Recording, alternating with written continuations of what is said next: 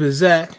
It's your boy named P and the BOAF A2D. Sorry, that's all I got. Yo, it's Birds of a Feather preseason. Some may signal this as the official start of football, but we're going to get into it. Who's the most important player to watch from the Eagles and around the league? Let's go.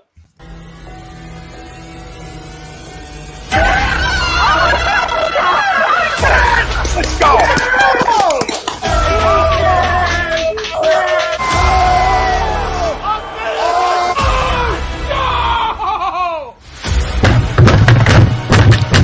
This ain't the box like horses think he stinks. Oh shit! It's gone.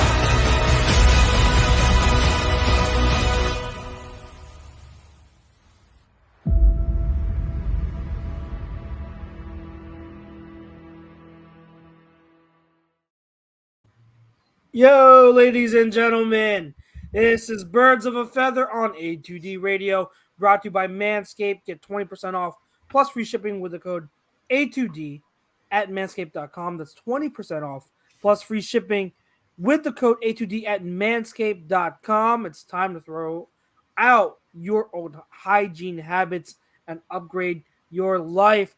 We are live on Facebook, Twitter, YouTube, Instagram, and everywhere you download your podcast. So if you're listening to us live right now, or on your commute, or in the shower using Manscaped products, we greatly appreciate your support. It's your boy Chuck's back again, and with a better back and a back that's feeling much better. It's my boy Pete, Mr. Pete Evans. What's good, bro? What's up, man? And below me, as usual, Mr. Jake Friel. What's good? What's up? No Eagles football today. Got to wait till tomorrow. So it's so weird having it not on a Thursday because our preseason games usually are on Thursdays. They're always on Thursdays. Yeah, it's even weirder that we're playing the Jets week 1. Yeah, right. Yeah, it's usually the last game, right? It's so weird. Yeah, that's. I have to actually pay attention to things. It's weird. And then Mr. Pete Young, how you doing, bro? I'm burnt. You're burnt. Nice. Well, it is pretty damn hot outside. So, speaking of hot weather, I'm excited, but this Saturday I get to go to Sesame Place with Grayson and a couple of friends. Be careful, man. I'm not used. It's been a long time since I've gone to a theme park in the middle of summer, so I'm kind of like worried. But I'm also like, I look at the forecast. I'm like, it's like 80-something degrees, so it's not that bad. Not too bad. I am kind of worried. Listen, I usually stay away from theme parks in the summer. Don't have high expectations between your kids and the puppets. Yes. Yeah. I mean, listen, Grayson, he may pass that melanin code where he may not. I don't know, man. A wave back, bro. They're gonna look at Chucks and be like, just go this side, go this side, go this side. Exactly. We'll see. Gonna have that Peter Griffin chart. I'm going to hell. No, if you were going, we are going. We're all going. We've got an interesting topic for you guys tonight. We're going to go around the NFL, around the league, division by division, and we're going to talk about players to watch from each division, our top players. So all of us are going to name a bunch of people that we think this preseason we should keep an eye on the most. This preseason and training camp, who has the most to at stake in terms of making on a roster or establishing themselves, as for a bounce back season. We'll talk about those names, throughout this show. So that'll be the main topic. But of course, we're going to start the first half of the show with the Eagles, on the Eagles side of things, as usual. And the first half of the show is brought to you by All Campus, which is the home of the A2D Ramp booth. They're giving 20% off everything in their store, including hats, shirts, and team cornhole sets to all their subscribers.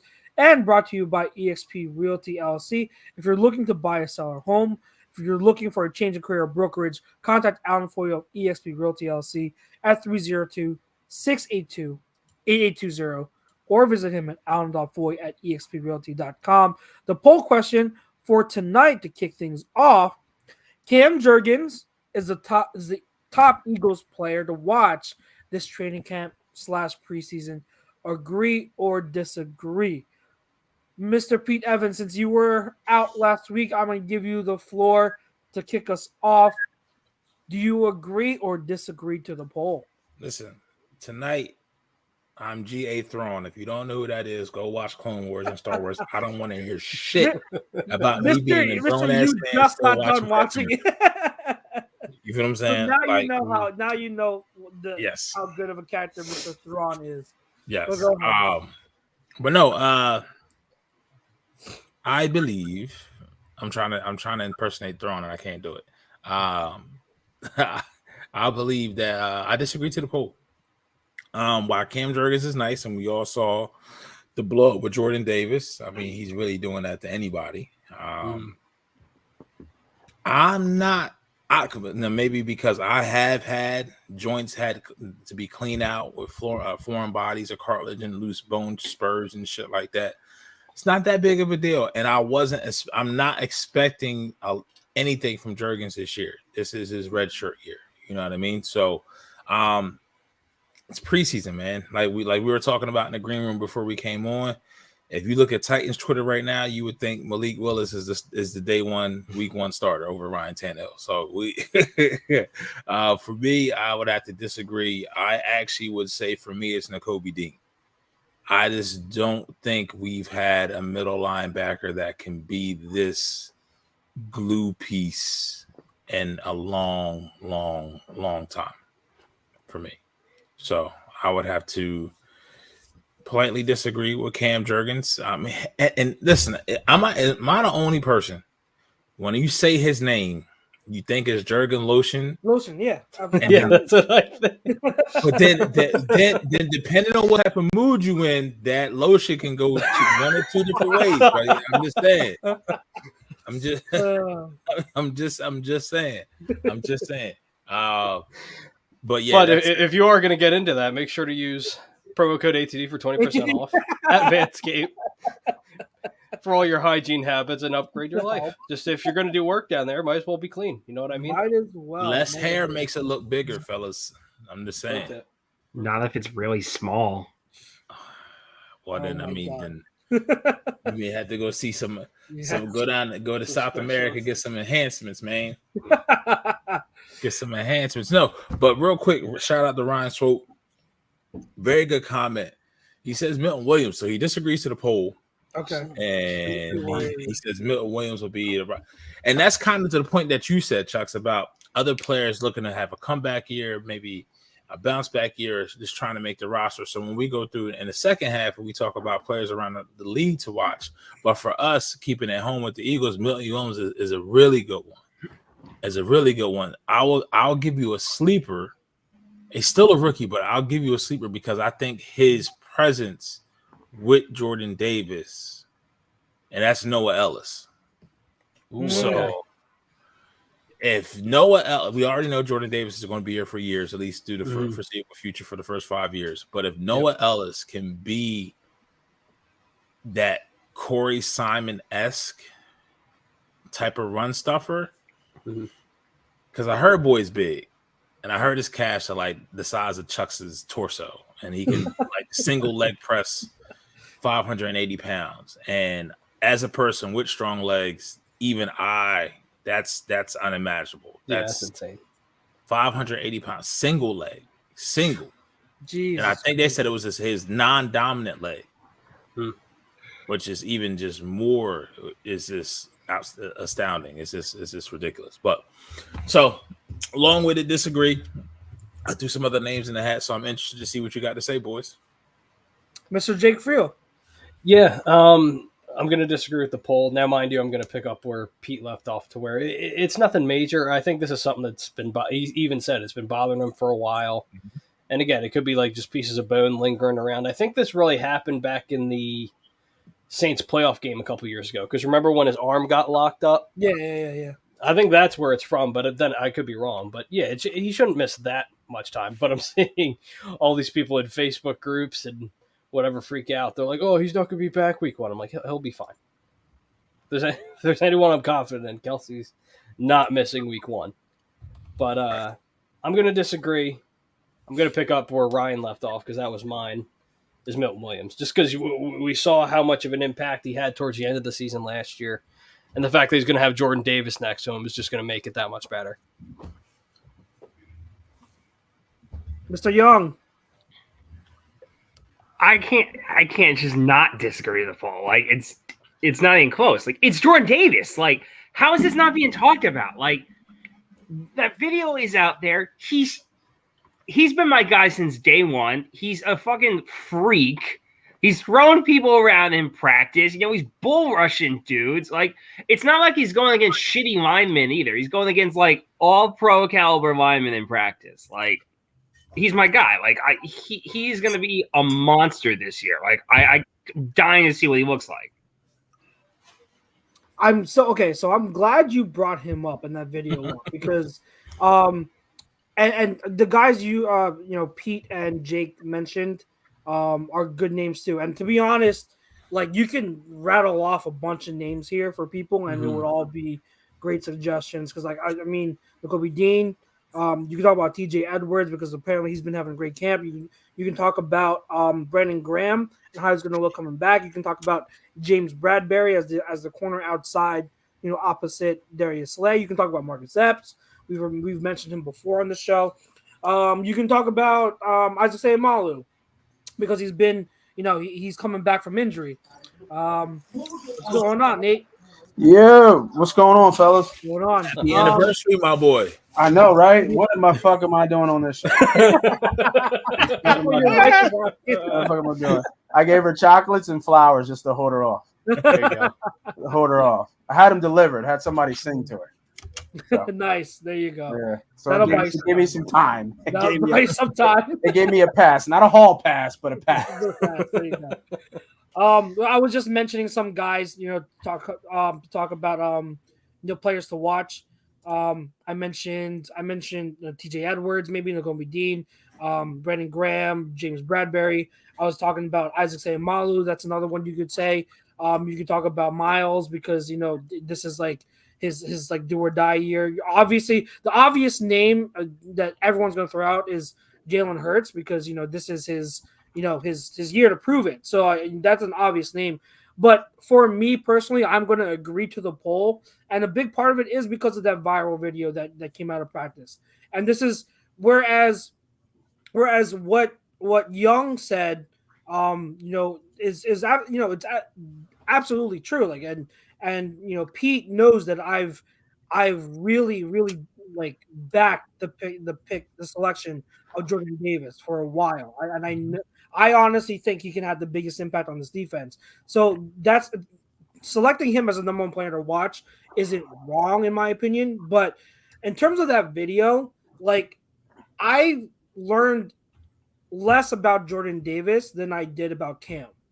And what I mean by that is we already know Jordan Davis is big. He's huge. He's a monster. We already know he's going to be pushing people back to get penetration on bull rushes like that. We already know he has scary power.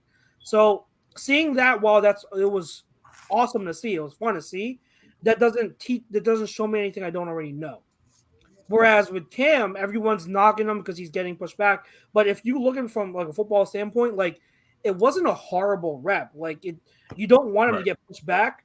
But what one-on-one, what center is going to not get pushed back by Jordan Davis on a bull rush? There's like no one.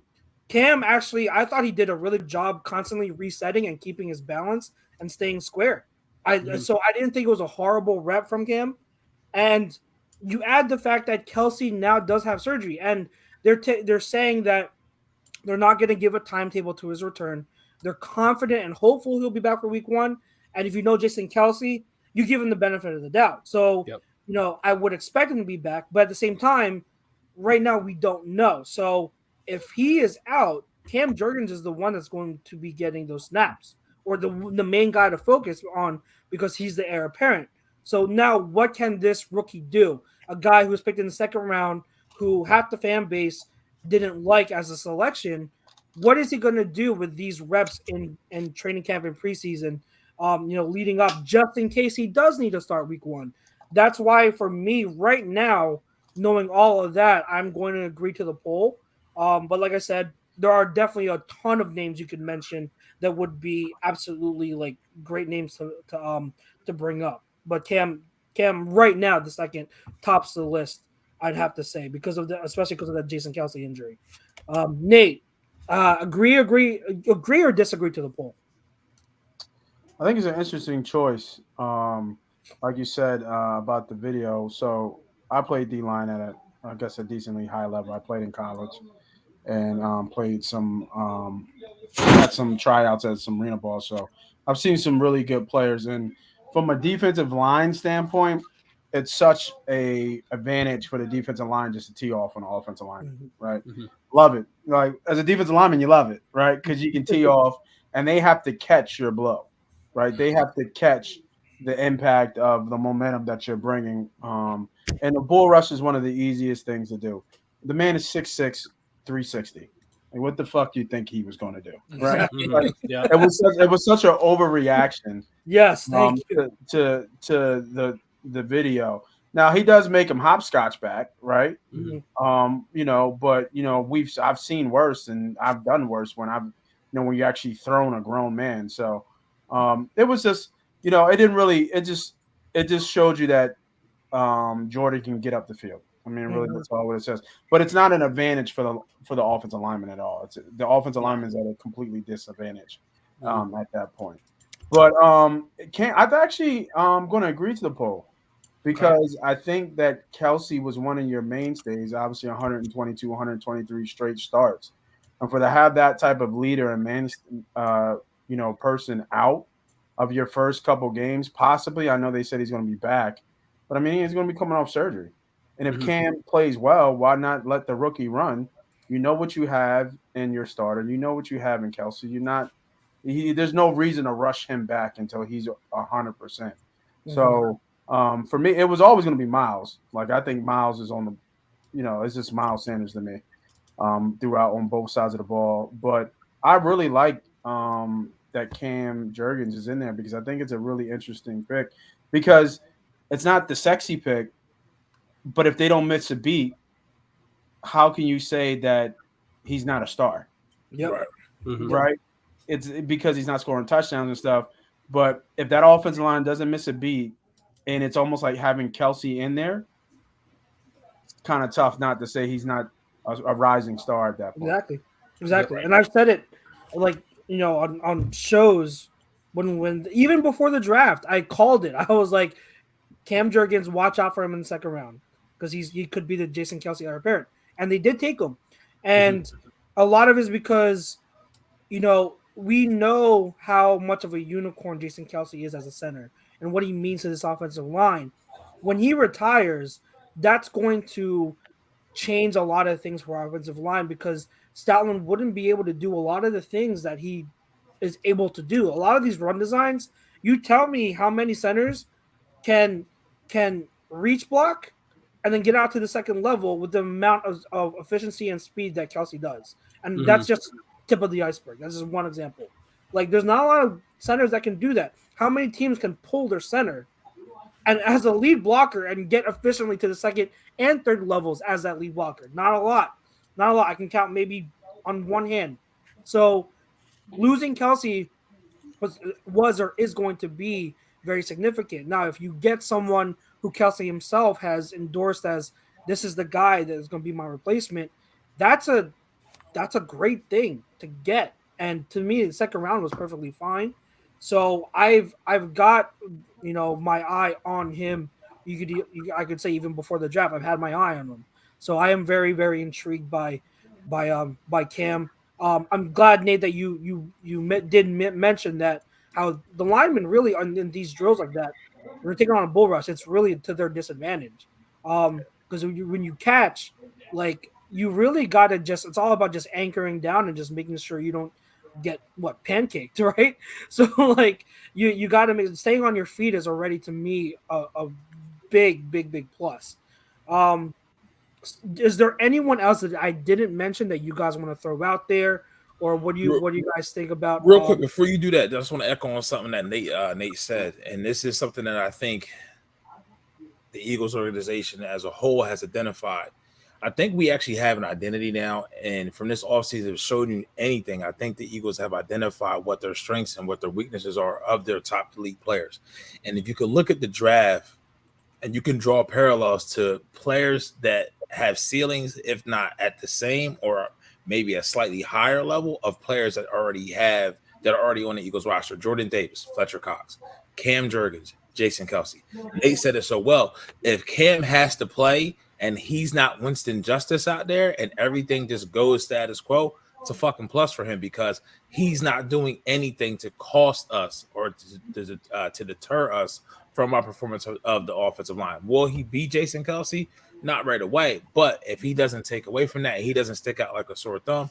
There you go. So, like when Marcus Pro Football Talk, who was just on before us, he said Kaiser White. Now that's something that's a little bit different because of we may have never had a player like him. We don't have a parallel to compare him to of a player on the Eagles roster that's already established. I mean, but is he even going to start? Like, is he even a starter? Yes. Well, I mean, if you with TJ, I mean, can you have? It's all. I think it's him. It sounds like TJ and Kaiser are starting. Yeah, I think it's Dean and Taylor. Dean and Taylor's fighting out for that third line. Oh, y'all, I keep getting messed up with the guy from I forget what team that is. But no, he's the dude from San Diego, right? Yeah, Kaiser. I'm thinking about the other linebacker rusher. Reddick? Oh, yeah. No, not Reddick. He was a late draft pick. I forget his guy. I forget where he was. Tyrone Johnson. Yeah, was it Johnson? Kyrie Johnson. Yeah. I keep those mixed up. From Kansas. That was the boy from Kansas. Was he from Kansas? Was it Kansas? Yep. I wanted to say Kansas, but I wasn't sure. Okay. My bad. Continue. He's speedy though. Yeah, Johnson. I think Johnson's going to end up being the DN at some form, hybrid DN he's too light in the hands, bro. But they said that's where they kind of get him his reps at. But here, that's neither here or there. But this focus on the linebackers again, like somebody like Kaiser White. You know what I mean? Somebody who we don't have a parallel to draw that time that comparison to, because let's face it, the linebackers for the Eagles has been a weakness. How long? Forever. I mean, 5 years at least. No, yeah, I mean 5 years at least since they won the Super Bowl. I feel like we've had, whenever you can consider a strength, it's always because we've had one guy, but we've never had it where we've had at least 2 or 3 guys who you could say, hey man, these are all of them are good, at least good. You know what I mean? Even the Super Bowl year, Kendricks was, I'd say, solid, but I wouldn't say because he wasn't even starting. Remember, Hicks got hurt and he came in to replace him. Right. So he came in and he played well. He played fast. That was the one thing that stuck out with him compared to everybody else. Like he just had another gear than anybody else. It wasn't that. He was a great at blitzing too. He wasn't a good in coverage, but he was like a downhill guy. You want attacking, but he was susceptible in pass coverage. That's kind of shows that if you're fast doesn't mean you're good in coverage. It just means you're fast. But yeah, that's why I feel like, to Pete's point, we've never had a unit that was good as a whole.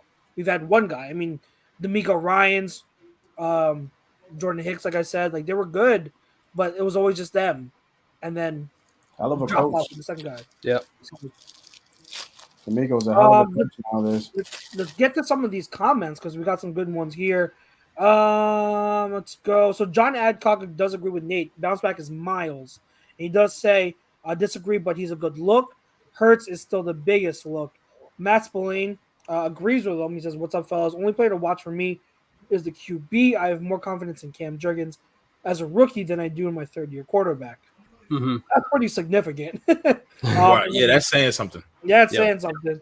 I'm at the point now where Hurts is that I have trust that he's going to be good in the regular season. Yep. I don't trust him in the playoffs. No. That's where I've gone to, because I started off saying I don't like Hurts. He sucks. And then he's kind of grown on me. Yeah, that's where I'm at. That's because he's the leader of this team, and this is what we have. This is our offense, and he embraces what he is. I think he just recently came out and said that. So there's going to be up and down plays. I get that. I get his style. I know his style. We've seen his style play. But the question always comes with all these quarterbacks that have this style is, can they win in the playoffs? Mm-hmm. Yeah, well, they're saying that right now about an MVP who still didn't get paid yet, and people still think he's not a number one quarterback. I know. Yeah, I mean, I think it's bad to compare him to Hurts because. But I'm just saying, like the style of play is similar. Like you feel what I'm saying? Like kind of. Yeah, I guess you could say that. He's different. He's been abysmal in the playoffs. He's special, but yeah, he's been terrible in the playoffs, and that's where you make your money. So. I think that's where I'm at with Hurts. That's my thought and take on Hurts. They're going to be good in the regular season. They're going to win 10 or 11 games more than likely. But once they get to the playoffs, is he going to get aired the fuck out again?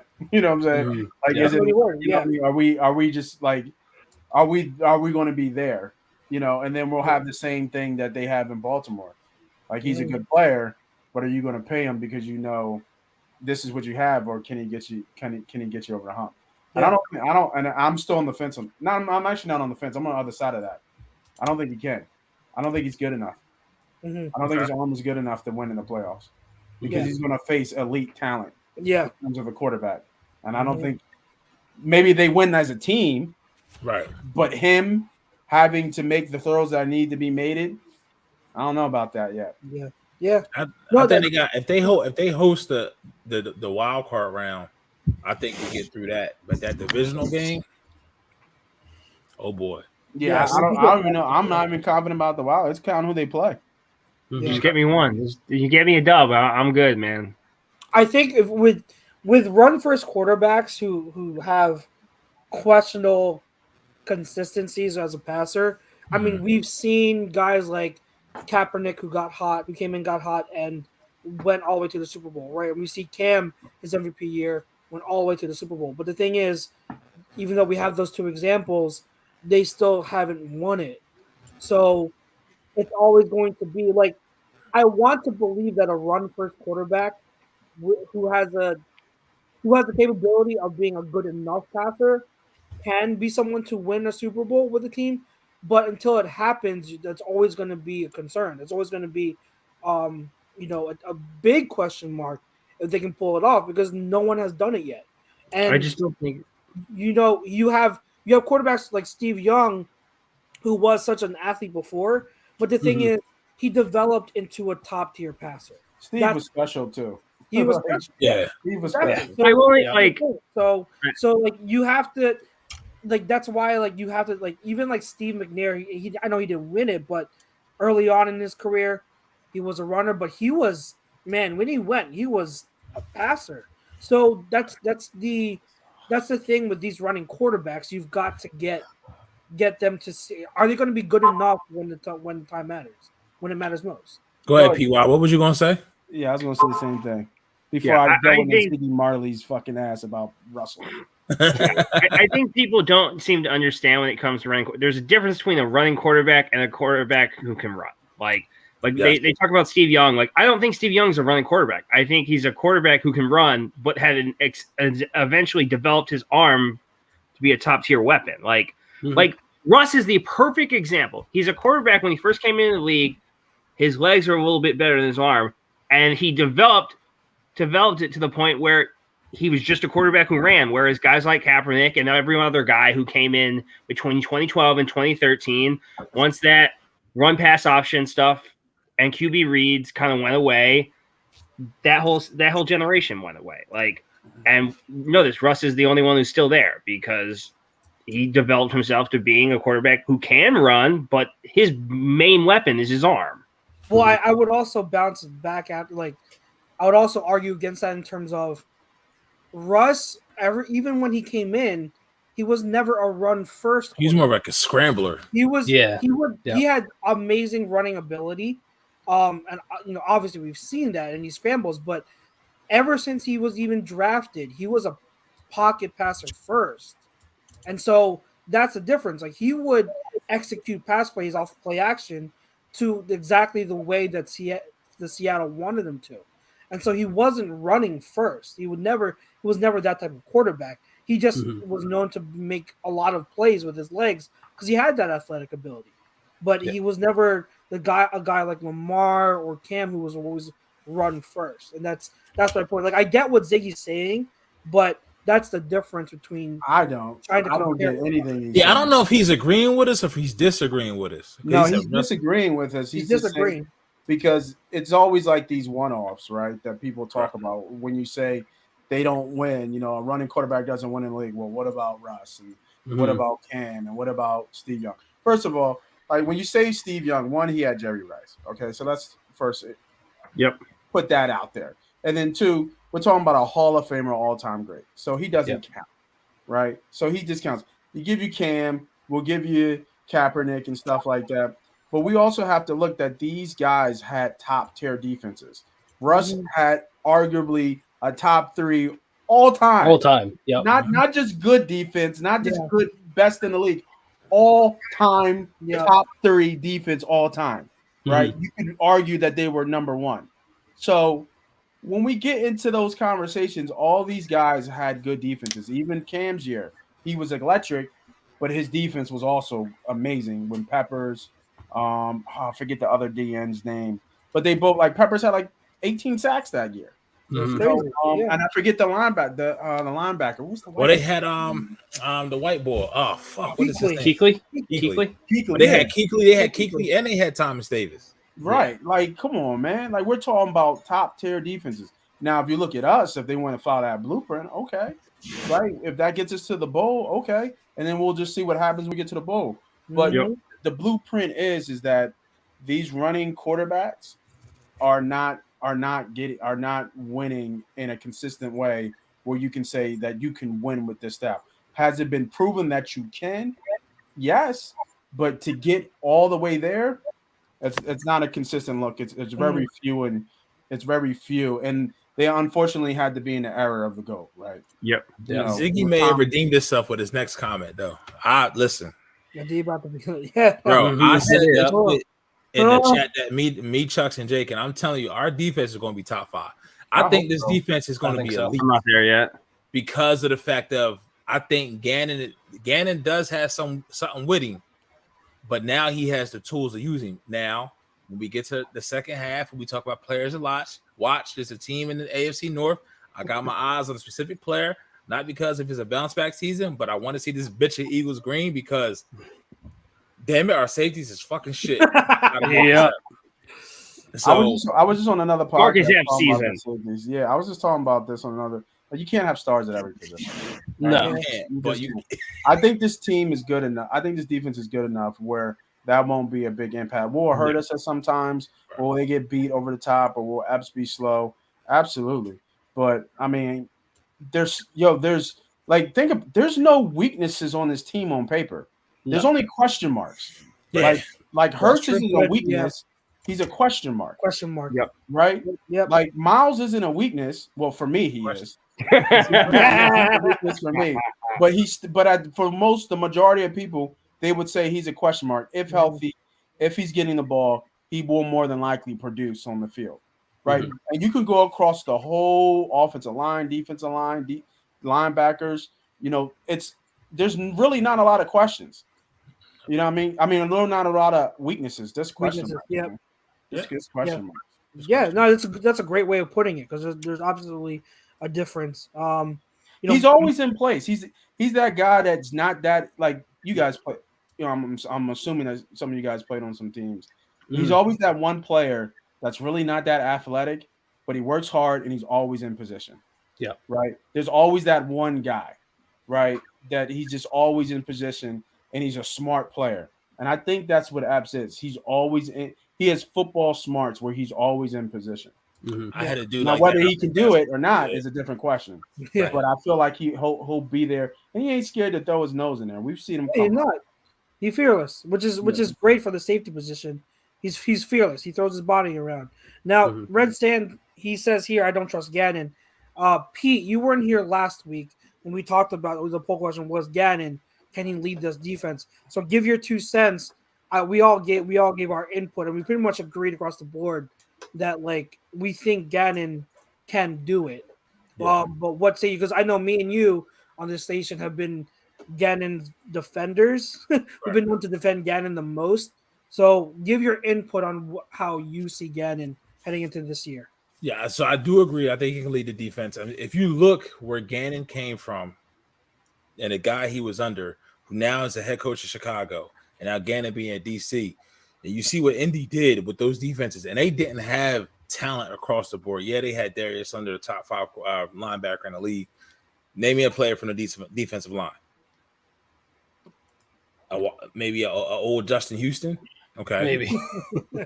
I can't name a player in the secondary, but yet they had these guys in. So we knew last year. I don't know if it's so much a defender. It was defender of Gannon from the standpoint of he didn't have any tools to work with. Yeah, exactly. It's like sitting down in a barber's chair, and it could be a special day. We'll take Nate's anniversary for say, but yeah, looking at the clock, I don't got much time. Clippers, like his Clippers be dull, don't have the right shit. You can't come out and expect to have. You got to hit everything else has to be hitting for that cut to look like somebody who has brand new tools or has better tools and know what they're working with. And then when you talk about Ryan Swoop, he asked about Hassan Reddick. Is he going to be an edge linebacker, a linebacker or edge rush? When you had that flexibility now and how he wants to get crazy with these hybrids, and with Jordan Davis in there, bro, he has a lot of different things. So it's going to be I think that we're definitely going to have the advantage. I mean, when it comes to the defense at some point, because once again, like Nate said, it's question marks. It's not a glaring weakness, not yet on paper. On paper, it's not a glaring weakness with this defense. So I'm all in on Gannon, man. All in on Gannon, because just like we talk about Jalen Hurts and how he has no excuses if he doesn't succeed, all the heat is on Gannon too, because they got you everything, almost everything outside of a safety, to where you have head and shoulders more talent than what you had the year before. So barring any injuries, knock on wood, if everybody's healthy, he has so many decks to play with, so many cards to play with now to attack offenses. You know what I mean? So if it doesn't work, guess what? It's an easy scapegoat, because you can't really say it's the talent unless a lot of fucking people get hurt. Yeah. Right. Not coming. Ryan was asked, what is the over and under Derek Barnett jumps off sides? Are you talking about the whole season? Or like per game? I'm gonna say six for the whole that's where I was at, like 6 or 7. I say under 5. I say over. I'm gonna say over. Well, Nate, you the betting man. What would the line be on? What would the handicap be on that, Nate? I'll say under, because I don't think he's gonna play that much, or I'm hoping he doesn't play that much. So I'll say under. So I have an over under. I was actually talking to my buddy Igor about this at work today. Over under Jalen Hurts snaps tomorrow. I have the under at 10. I don't know. That's probably an actual line. Is he going to play? Yeah, they're going to play 1 to 2 series or something like that. 1 or 2 So I guess series, it depends on how long the first series goes. Mm-hmm. Yeah. So you're saying under 10, meaning he's not going to look too good then? No, I just don't think they're going to pull them out there that long. I think they'll let him hand it off to the running back a few times, and they'll make it through throws. That's it. Yeah, I can see that. Yeah. They'll hand it to Miles 3 or 4 times, and they'll let him have like 1 or 2 shots to AJ and call it a day. I think if it was an actual line, it'd probably be like 6.5, 7. Yeah. Right. Give you 2 series about, if he gets 1 first down, then you're good. I definitely think it's going to be a deep shot to AJ in there somewhere. Yeah. I think we're going to deep shot. Yeah. Definitely at the TO. Rounds. Coach Marcus says Hassan being the hybrid DEOLB gives us a good option for disguised coverages, and that's the whole thing we've been talking about. We've been harping on with this defense is the flexibility and the ability to be different and to have different types of schemes and fronts and everything, coverages. It's not just one scheme anymore. It's not just one scheme. It's multiple.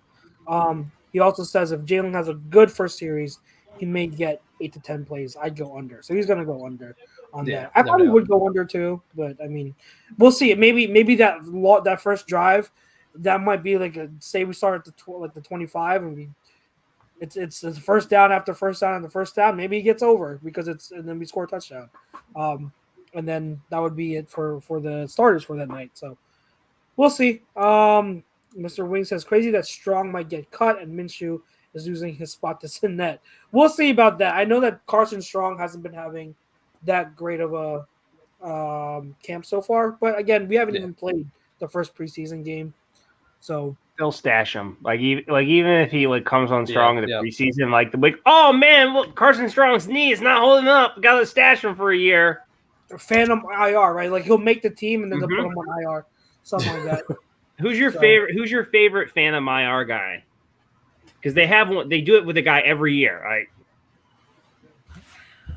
I say Mailata's back injury. He's got a back injury now? No, he said how Mailata they did years ago when they did Mailata like that. Oh, right, his rookie year. I do remember that. Yeah. Every year they give an Eagle a phantom injury to stash him for a year so they can't hold accountable. Right. Yeah. I couldn't find anybody better this year than Carson Strong. Yeah. Just with what you paid him as far as the guaranteed money. Yeah. What he can mean for this organization moving forward. He's not fully healthy yet. He came off a season where he could barely walk on one leg. So I mean, so I wouldn't be surprised at all if he doesn't, if he just gets stashed. I mean, that was the mindset. So draft and stash. So if Reed really comes on, this is I wouldn't do it, but I'm just curious. But let's say Reed really comes on in those preseason games. He continues to play well in practice.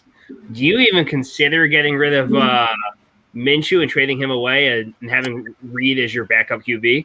I wouldn't. No. I wouldn't either, but I was curious. No, I wouldn't. Minshew's just been a starter before. You need that. You need that back. And then he played last year, too. Yep. You know what I mean? In 1 year game or so. So, I mean, you can see why he's not a starter. I think in those games, kind of see he's a little – he gives you some fire, but he's also – he's just inconsistent with his decision making. Yeah. It's weird. He doesn't pull the trigger in some games, but no, you got to keep Minshew. You got to keep a vet. Have to. I hear you. All right. Well, that'll pretty much wrap up the first half. We've had good Eagles talk so far. If you guys still got, in the comments, I want to bring up some more names or some more Eagles topics, we'll definitely read them off.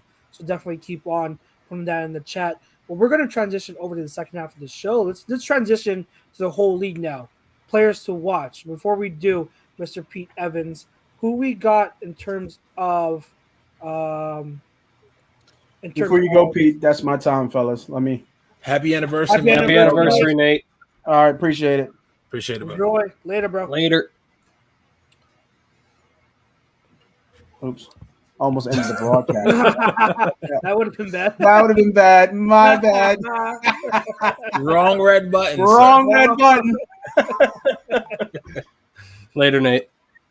Peace. All right, Pete. Who we got in terms of sponsors for? So it looks like we got BetUS, a leader online sportsbook that has been in the market for over a quarter of a century. That's 25 years for those people who don't know what that means. You can bet anywhere in the U.S. on everything. Use a link as you see here, copy and paste. And A2D is a promo code for 125% sign-up bonus. Also by Dr. Paul Baudel, sometimes an occasional guest of the flagship Agree to Disagree, a specialized physical therapy with offices in Burlington and Cherry Hill. He's our doc, make him yours. Is that anybody else that we may have for a second? That's it. Cool. That's it. All right, guys. So let's go division by division. All right, and whatever players in that division that you guys want to rattle off that you, in your opinion, are looking or keeping an eye on. Now, in terms of when I say players to watch this preseason / training camp, it can be for any reason. Any reason at all. Just mention what reason. If it's like a bounce back year, or if you think they're a fringe player trying to make the team, if you think they're a veteran that you're really looking to see if they can if they'll be traded, something like that. Any reason you want that you're keeping an eye on this preseason is valid, is up for grabs. So what division we start with first? We're gonna go East, North, South, and then West, and we'll start with the NFC East because we already did the Eagles. So anyone else in the division that you guys want to throw out there that you're keeping an eye I mean, gotta be he who should not be named because I just won't ever say if he's going to get that magic back. That's one. Yeah. That's one of mine. I didn't. To be honest, I didn't even think of him. Did you really not? Such an afterthought. I was like, I didn't come up to mind at all. Yeah. From the Cowgirls, I would say CD. Ooh, okay. Because the expectations on him this year are lofty. Number one. Mm-hmm. Because you're 88. You're the number you're one. wearing 88 in Dallas. They traded Cooper. Gallup's out for probably the first 3 or 4 games, and then James Washington just broke his foot. He's out 6 to 8 weeks. Yep. Cedric Wilson, who killed the Eagles in Week 18, not there no more. He's in Miami now, so it's you. Like, you feel what I'm saying? Like, so for me, CD in Dallas, and then for the Giants, I mean, it has to be Daniel Jones, right?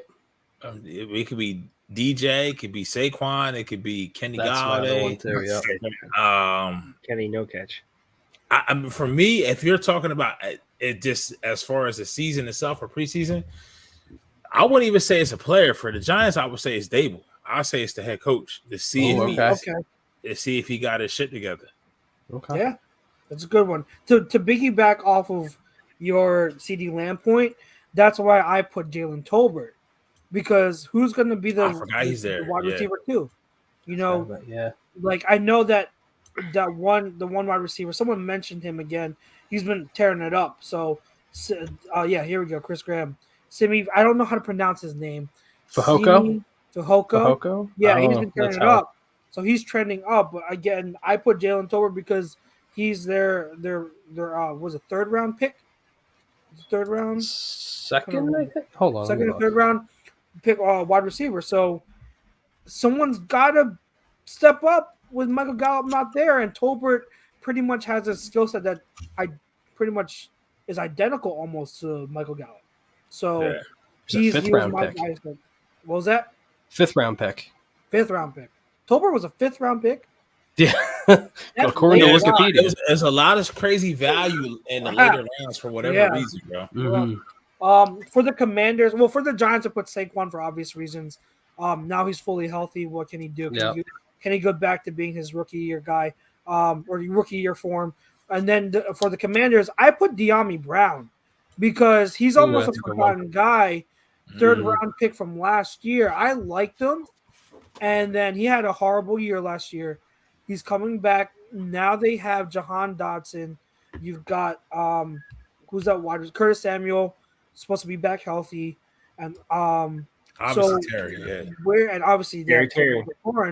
So where does he fit in? I think that I wouldn't put out the realm of possibility that he has a good year this year when no one's expecting him because he's being forgotten about. So he's my guy that I'm watching on the Commanders.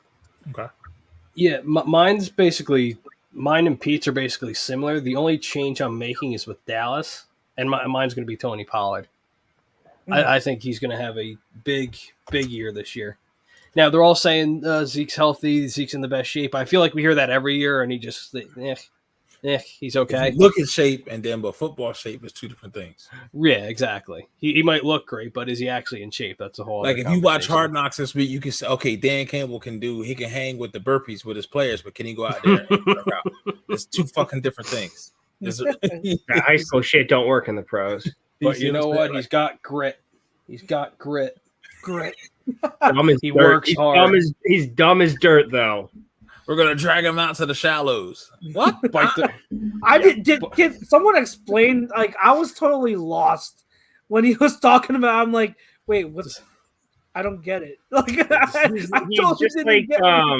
he's just like the guy from the Giants who tried that high school shit, and it just eventually it just wears out. Like, but Dan Campbell. I love Dan Campbell. He's fun, but I love him as a sustainable. Yeah, he could be a coach on my.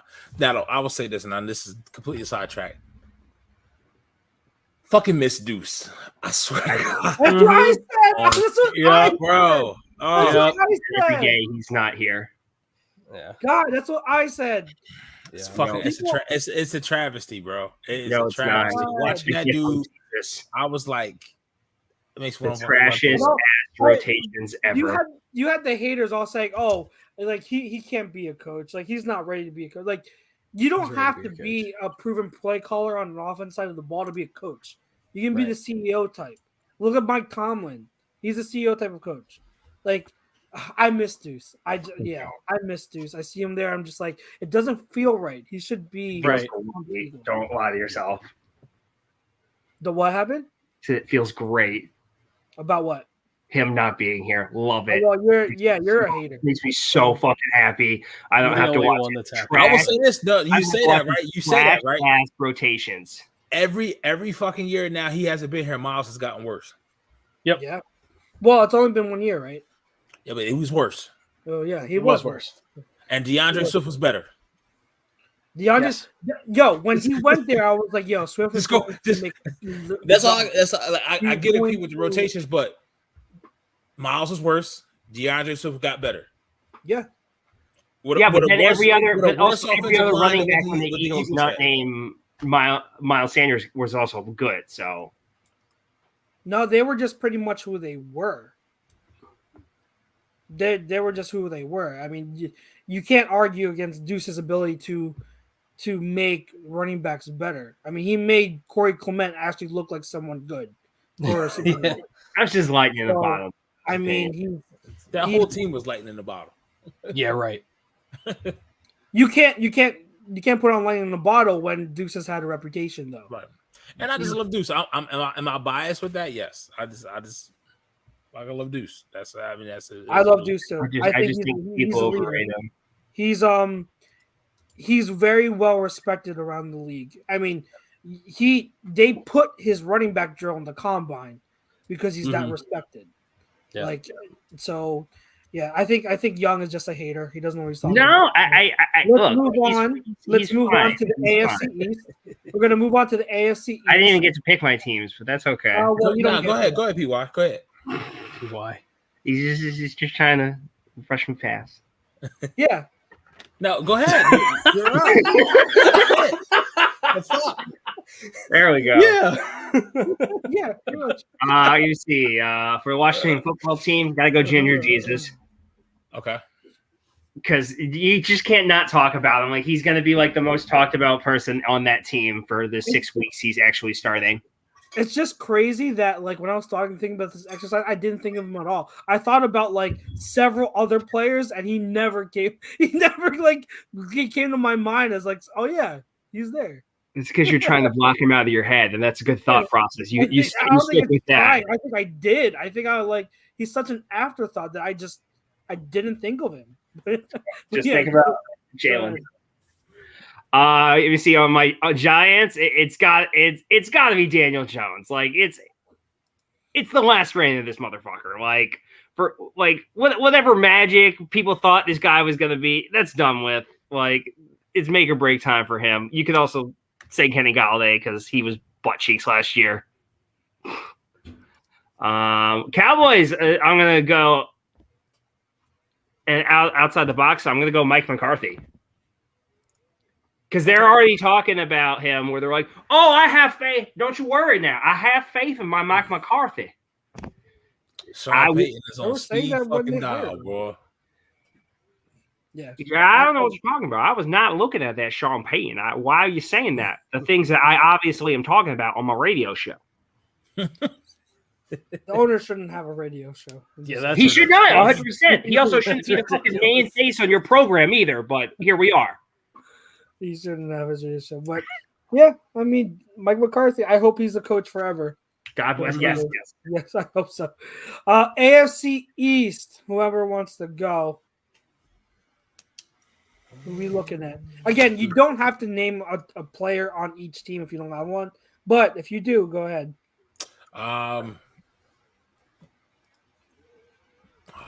Elijah Moore.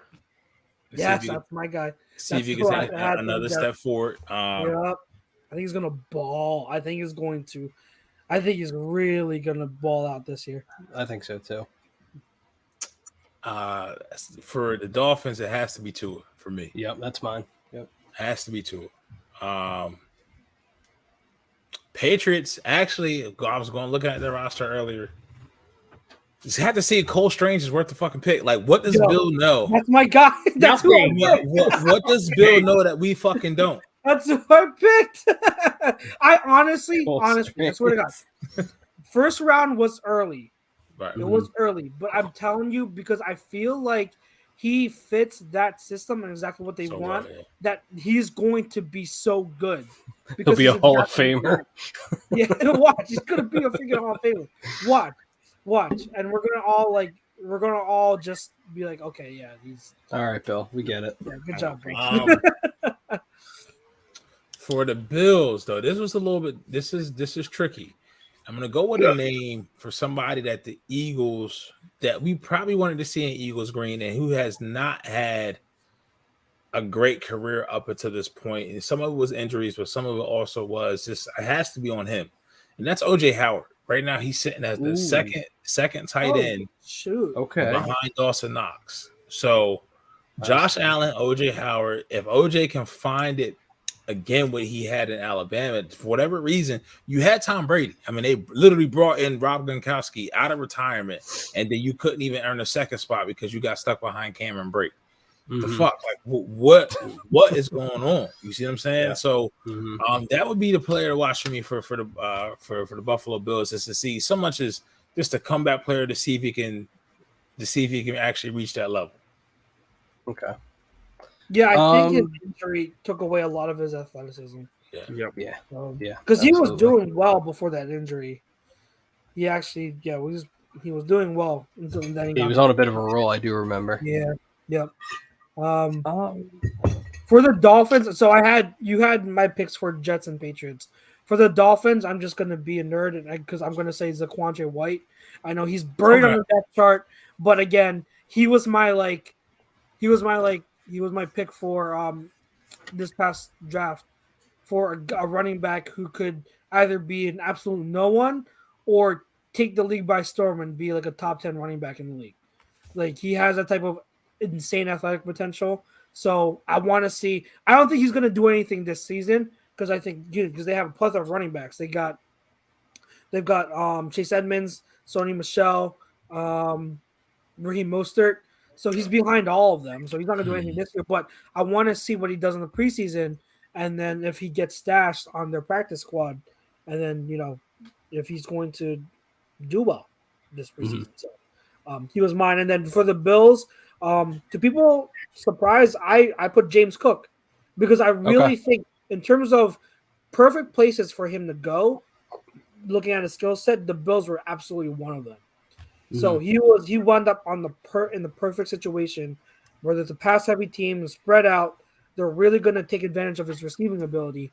So I want to see how he does in the preseason, if he can stay healthy and what they're going to do with his role. So he's my guy for the Bills. Okay. I'm just going to stick with the Bills.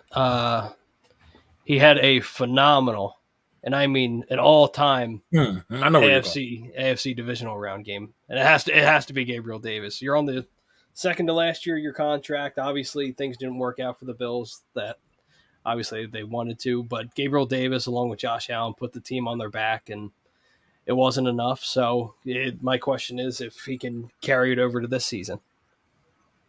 I agree with that. Anybody else from the AFC East that you did? Yeah, I mean, I have Tua. That's an obvious one. What about your Jets pick? I don't think you probably have a different person. Yeah, Jets are interesting. I feel like the obvious one is the MILF Hunter himself. That's the obvious one. And, is it really called hunting when it comes to you? Yeah, that's a good point. That's a good point. Oh, Mom, you're having a book club tonight? Oh, all right. I'm looking at the highlights of Malik Willis. Malik Willis. Oh man, he got an arm. He has got an arm.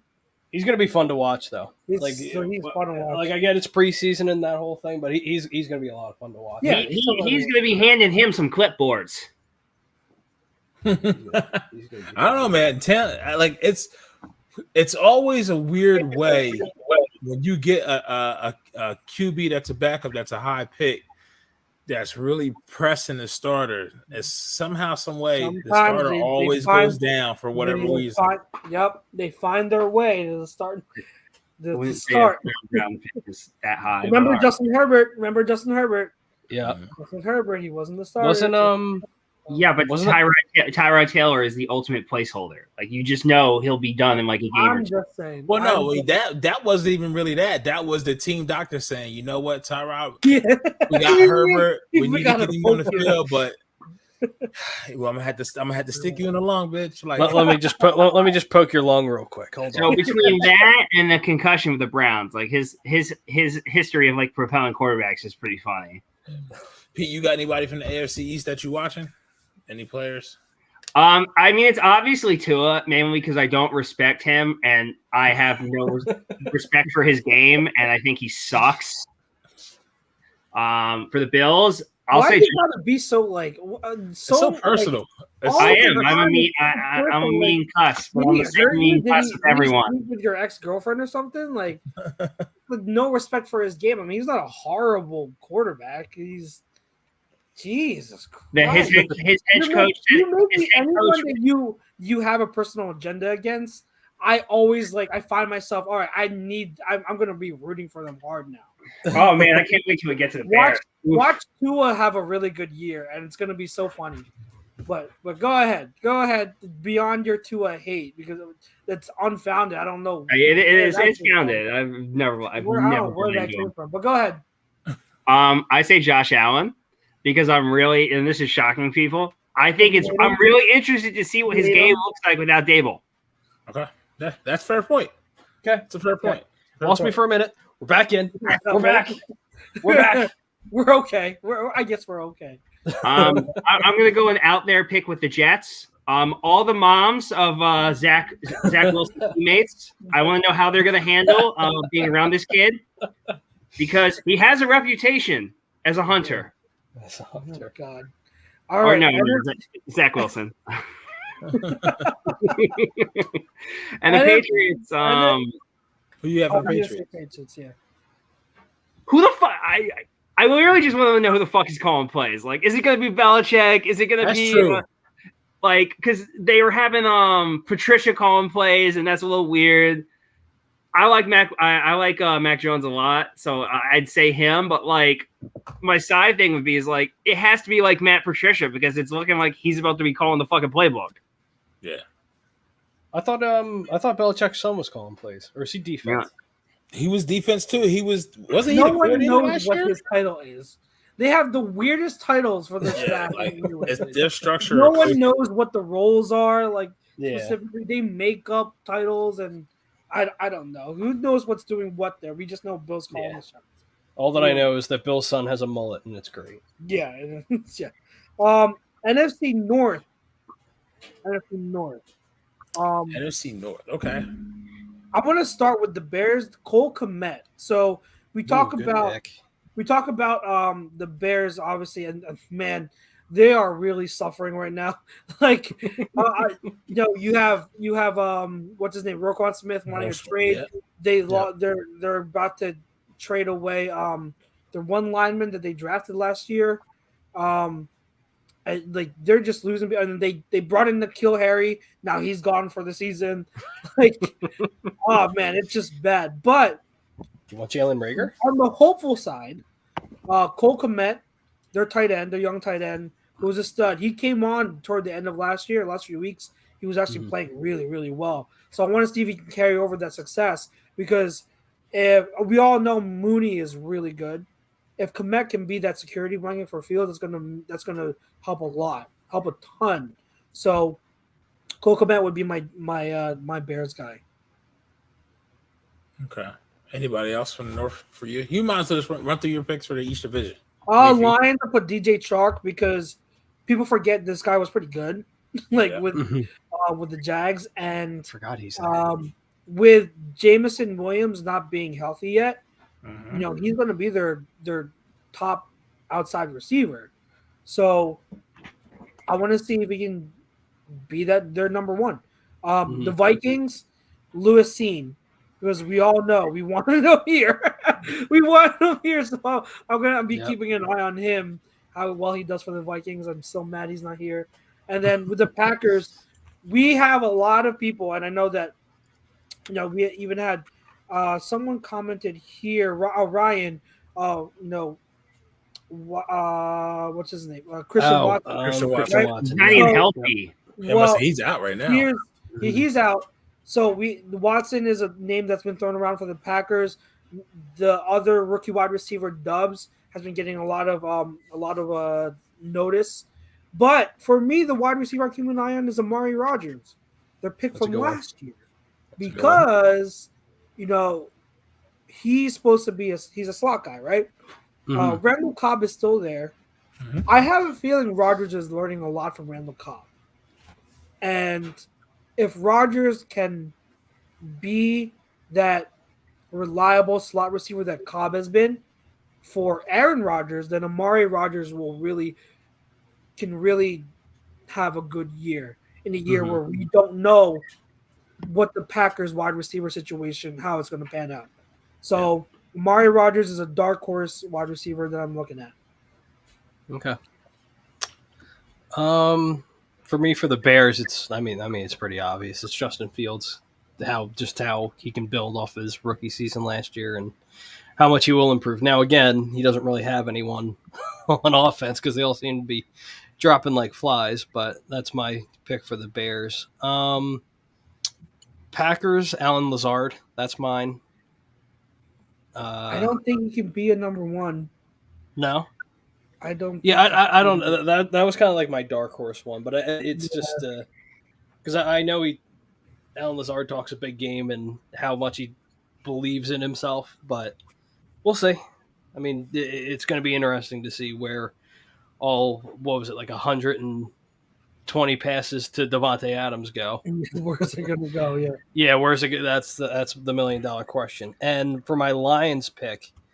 For me, this was an easy one. It has to be Jeff Okudah. He struggled his rookie year. He was kind of like you saw him getting a rhythm in preseason last year, and then obviously the knee injury happened. Yeah. So, and it's a shame too because he's a good kid. He was a really good player in college, and I feel for him just because he knows he struggled and he wasn't happy with how he did his rookie season, and then he gets dealt another tough hand with a torn ACL. I really hope he does well this year. I really do. Yep. That's a good one. That's a very, very, very good one. Pete. I mean, for the Packers, I'm curious to see how Aaron Rodgers, because he's Aaron Rodgers, he's going to be an MVP candidate, but I want to see how he does without a top 3 wide receiver. For the Bears, I'm curious when the excuses for Justin Fields come out. Week 6, week 7. What excuses? So you want to put up excuses for Trevor Lawrence in Jacksonville, right? But then you want to say that a situation in Chicago, which obviously is really bad, you say that those are excuses, and you're not going to give him the benefit of the doubt. I'll give benefit of the doubt to the top quarterback prospects in the last 20 years. You want to say that the Jaguars had a horrible coach last year. Yes. And you're giving a pass to everyone there. But then the Chicago Bears had a horrible coach last year, but you don't want to give a pass. I don't think it's comparable. I think how is it not comparable? How is it not comparable? Let him finish, Chucks. Let him answer. And then you can freak out. Go ahead, Pete. As bad as Nagy had been, he's at least had winning seasons. He took a team to a playoff. What the fuck did Urban Meyer ever do in the NFL? Obviously he was amazing in college, but he was a train wreck in every fucking facet of the game. As a coach, as a developer, as someone who's going to motivate their young players, he was kicking motherfuckers and dry humping bitches in a fucking club. Come on now. You can't get – This is all true. This is true. I don't give a fuck what Matt Nagy was in Chicago. He wasn't kicking his players. It wasn't trashing his fucking starting wide receiver. And he wasn't dry humping 20-year-olds in a club. Okay, so that's fair because in terms of in terms of Urban Meyer, we all agree he was historically bad, one of the, probably historically the worst hire. But you can't, just because he was historically the worst doesn't mean that Nagy wasn't horrible as well. Like that team around him, he had no one. They had no one. They didn't have Allen Robinson wasn't there. They weren't. Let me finish now. They weren't using Allen Robinson. Allen Robinson, the best wide receiver they have, they weren't using him. You talking about Matt Nagy's success before?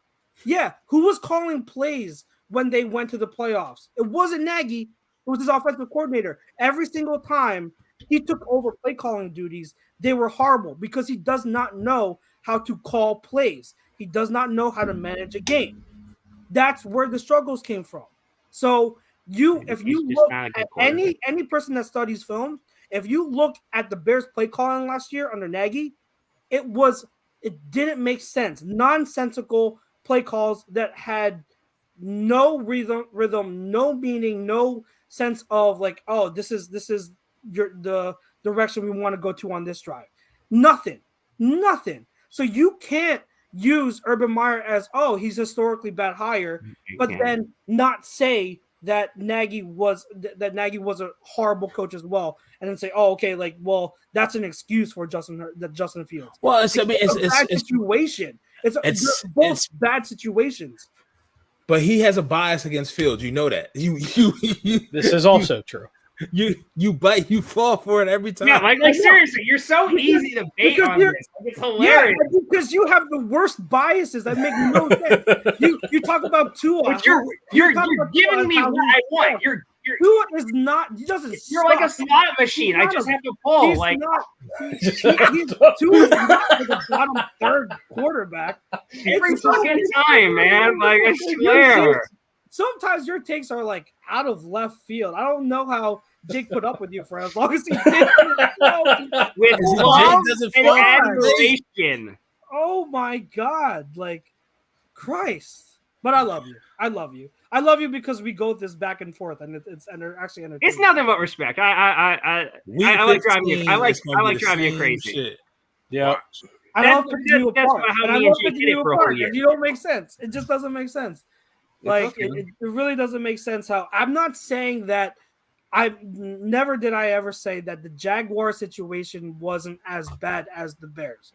Yes, it was worse, but you can't just because it was worse doesn't mean that the situation in Chicago was bad. They fired their coach and GM because it was that bad.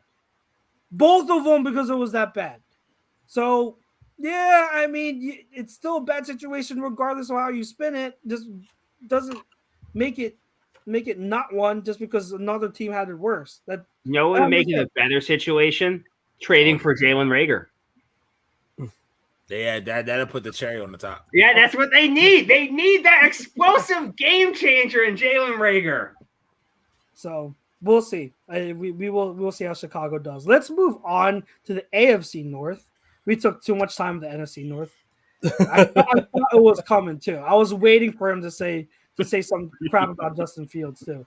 I was waiting for him so I could pick him apart. AFC North. And as I get into it, I want to.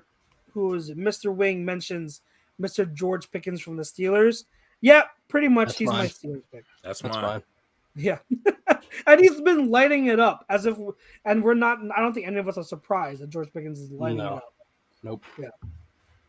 So anyone else with any? I actually did this one.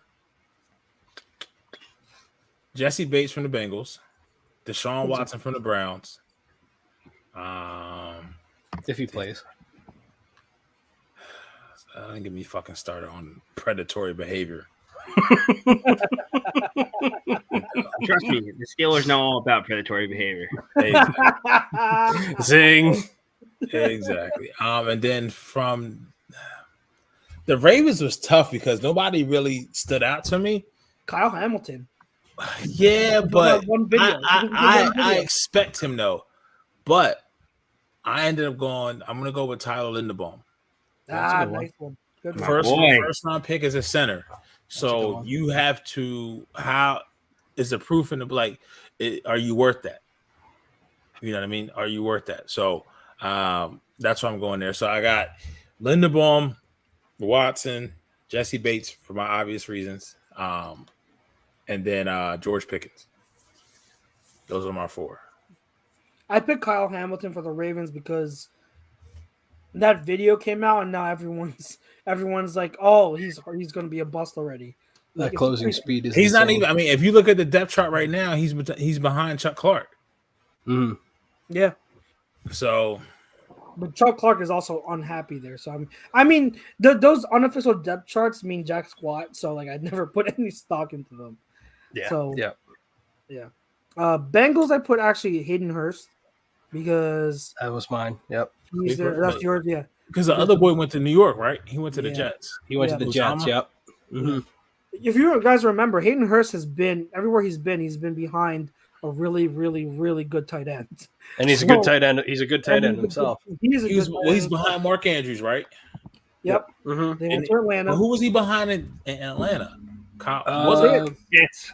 But he was there. He was there the year before Pitts got there too. Yeah, he was there the year before, but then Pitts came in, and then so last year he couldn't really do anything. So he was a forgotten man. He wasn't. I don't think Arizona for a minute too, or no?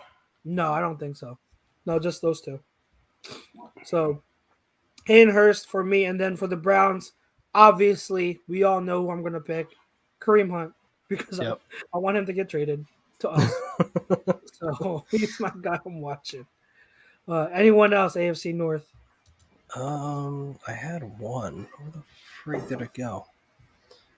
I had it too. Son of a bitch. Somewhere on your page. Was the team in Ohio? No. It was my Steelers one was George Pickens. Me and Chuck's kind of agree on that. What was the other team I had? I had a good one. Son of a bitch. Yeah, I had Hayden Hurst. For the Ravens. That's what it was. For the Ravens. J.K. Dobbins. Okay. Coming back from the ACL. Yeah, I'm curious to see how he does on the second to last year of a contract. Yeah. So it's going to be fighting for money. So guy's going to have a good year. It's going to be this year. Hopefully. Yeah, hopefully. Yep. Young, how about you? Anyone? I'll say Lamar for the Ravens just because I'm curious to see how he's going to come back from injury and also what he's going to look like in a contract year because he needs to ball the fuck out to get paid. For the Bengals, I'm curious to see how because obviously Jamar Chase was like fucking lights out last year. Mm-hmm. So I'm kind of curious to see if like he continues on that pace or if like now that teams have some film on him, maybe he like comes down to earth just a smidge. It's tough to say that because, man, the other two wide receivers are so good. So they're the best trio in the league. It's the best trio in the league. You double, triple him, and the other two are going to run wild on the defense. And the thing with Jamar is just a fucking man. Like you can't. There's nothing you can do to you can only hope to contain him. That's exactly. That's the craziest part. He's the closest thing that we've seen to Julio since Julio. Yep. Mm-hmm. Like a young Julio in his prime to where no matter what you did, he's just not as tall, but he's going to get open. Yeah, like he's going to get open. Like it's just it's ridiculous.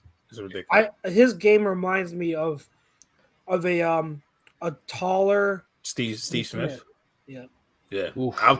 As you were saying, I'm like he's either a shorter Julio or a taller Steve Smith, but more athletic than Steve Smith, like more explosive. Yeah, it's crazy. It's absolutely crazy. For the Steelers, we have two comments. Sorry, I just want to address this. We got two comments.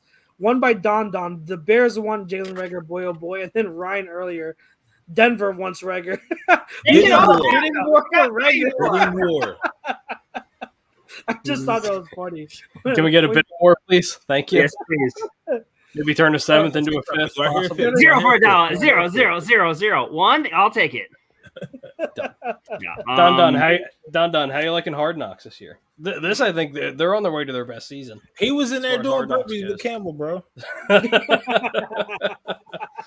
Yeah, Hard Knocks this Yeah, year has man. been really good. Don was watching from his crib and then started doing burpees in his living room. No, Yeah. Don saw Hayden Hurst, Aiden Hutchinson singing Michael Jackson, and he got all excited. Started singing Billie Jean. Don starts dancing in his living room. Oh my god, that was an adventure. Oh, it was the best. For the Steelers, I'll say it's gotta be two gloves, man. My boy. Kenny Pickett. At this point, I don't even know if he's like second or third string. He's third string right now. Yeah. And I will not be talking about the sexual predator over down in Cleveland. I don't think any of us are. So. Because I haven't seen him play in almost 2 years. Right. Yeah, I saw Davis Webb or Davis Mills, whoever the fuck it was, play just as good as him. So. NFC and my Browns is sorry, it's okay. It's Donovan Jones. It's the breakout year of DPJ. Okay. That was mine too, actually. For the I love him. I love it. He's so much fun to watch. Yeah. DPJ. He's a good young receiver. I hope he breaks out because I think he has physical talent. He just, it's going to take him a while. It took him a while. The Eagles drafted him. So we are now at the NFC South. So we got Falcons, Panthers, Saints, Bucks. Desmond Ridder. Yep, yeah, I agree. Yep. Damn, the Panthers have so many options. I know. I selected Ike Mekwonu because I know that the quarterback, obviously, the running back, obviously, but man, that offensive line was horrible last year. So I'm keeping an eye on him because he's a freak at tackle. So I want to see how well he does, how he can improve that offensive line. They need it. Doesn't matter if that offensive line is as bad as they were last year. Doesn't matter if they have CMC or they have whoever they have a quarterback. They're not going to be able to do much without a better. I'll give you one better for Carolina because he broke his foot last year and he missed the whole fucking year. Corner. Yep. AC Horn. Yep. It's a good one. Horn. It's a real good one. My CB2 from that prior year, last year. Yeah. See how he bounces back. Yeah, see how he bounces back. He was having a good year up until he got hurt. Yeah. He was doing well, playing well. For the Saints, I put Michael Thomas. Yep. Just because when's the last time he played? I don't even remember. 2020. Yeah, same amount of time as Watson. It's been like 2 years. two totally different reasons. Yeah. Yeah, two totally different reasons. One was just mad at the team, and then the other one got a little. Yeah. Got a So little I'm eager to see Slant Boy, to see how he does this year. If he can go back to being one of the better wide receivers in the league. Bucks, it was a little tough. So I went with like an easy route. I went with Rashad White because Leonard Fournette is overweight again. So as soon as he started getting in line, I want to see if Rashad White can crack a role as the third down guy this year. Yeah, that was mine too. Yeah. Anyone else? For the Bucks, I'm gonna go with Robert Hainsey. He's now the center since Ryan Jensen is out. Okay, and You got hurt. You got hurt. Well, he's hurt, but he's not out. So he'll be back. Yeah. But you all know how to get to Brady, who's obviously dealing with some personal shit. I got a feeling that we may be seeing a divorce coming. I don't know. I just have a sneaky feeling. I just get that feeling. I love a good controversy. Tom Brady's actually, you know what? No, I don't like this because Brady's going to be pissed and he's going to kill the league this year. He's going to play for 20 I don't like years. this. Well, he'll actually end up getting money in that. He'll get alimony from her because she makes more money than he does. Right, that's what I'm saying. She don't need him. No, at all. She doesn't need him. No, crazy. So for the Saints, who do we have? You said Thomas, right? I said Slant Boy. And then Jake for the Saints? Mine would have to be Jameis Winston. Pete? I'm not expecting much, Yeah, it's Winston all day. Also, Yeah, I'm not expecting. I hope don't that know angle's what worse they. than it is. Yeah, I don't know. I just don't know what they see in him. To be honest, like we all know what he is. The touchdowns. Like he'll throw touchdowns, but he throws picks. Like He's got LASIK, Jake. Yeah. Yeah. No, the reason I was asking because Don does bring up an interesting name, and that's Chris Olave. So that's another 3 wide receiver trio that is, say, top half of the league with Michael Thomas, Jarvis Landry, and Chris Olave. But Chris Olave and Jarvis Landry, they just give me a lot of overlapping vibes. Both of them. So Yeah. what I'll say about that is Jarvis hasn't been himself in like 2 years, and he's always gonna have a nagging injury, and you're gonna be like, how slow are you? Chris Olave is obviously he's gonna be good, and we haven't seen what the fuck Michael Thomas looks like in 2 years. So it's like 2 of your 3 wide receivers have been very injured on and off over the last few years. So Michael Thomas was getting paid too for those 2 years, wasn't he? yes, Yeah. Motherfucker. Getting paid like $50 million just right to after the sit. big deal too. Right Just after to he signed the sit. deal. Wow. So Must be nice. Crazy, right? Must be Bench Um, guy. let's head out west. Well, not yet. We got AFC South. Oh, AFC South. Awesome. This was easy for me. Like I didn't have to think at all. So Yeah. Texans, Damien Pierce. I expect him to be the starting running back for them, and he's going to be Okay. good. Colts, the other Pierce, Alec Pierce. I expect him to be the other starting. Yes. We running didn't even know his name until I brought Yes. Alec Pierce. I think he'll be a starting wide receiver for them. I think he's going to Yep. light it up. I think he could be in the conversation for Offensive Rookie of the Year. People are Oof. sleeping on him Ooh. because he's the next he's the next coming of what'd you call him? Pete next coming of Jordy Nelson, right? He's a So big boy too. Yeah. Jaguars, I put Travis Etienne coming back from injury. Yes, sir. I think he's going to be really good. Again, I can't wait for James Robinson to come back because I love that duo. The potential of that duo, Etienne and Robinson. It's if they use them right, and I think Doug Peterson will, that duo can be really good. It could be the next Kamara and Texas the mascot. the next coming of Ingram and Kamara. I think Etienne and Robinson have that potential. And then for the Titans, Pete, you talked about J.C. Horn. For the Titans, I'm going to talk about Caleb Farley because he was my CB1, and I am very eager to see what he can do with an actual healthy season. So I still think the sky is the limit for that guy. So he's my guy I'm keeping an eye on this year. Okay. Alec Pierce from the Colts. I like that. Matt Ryan. Because you're in love with quarterbacks. I just think your room He's has just going to think quarterbacks for every 32 single posters of all the quarterbacks on the wall. No, Jaguars. I'm gonna go Devin Lloyd. Interesting Devin one. Lloyd. And Texans. I'm gonna go Davis Mills just to see if he can prove if he can be that guy. That's mine. And it was a toss up between him and Marlon Mack, which I think Marlon Mack is going to be a sleeper fantasy running back this year just because of Lovey's commitment to running the ball. And then for the Titans, I forgot about Farley, so I probably would lean to go Farley. Before that, I was probably leaning towards Treylon Burks. Yeah. But now after tonight, I mean, it's got to be Malik, right? It's got it's got to be Malik. Got to be Yeah. Jake, AFC South. AFC South. For the Texans, I'm going to stick with the giraffe just because he has to have a good second year. And for people that don't know who I'm talking about, it's Davis Mills because that man has a long neck. But he has the longest neck. I forget why. I was looking up guys, and I saw a picture of Davis Mills. You just see his head, and then just like a section of just his neck. Yeah, it's it's so funny. Nice to Littlefoot, okay? Yeah, right. It's so funny. For the Titans, I was high on them coming out in the draft, and I'm gonna die on the flag regardless. I'm gonna stick with Treylon Burks.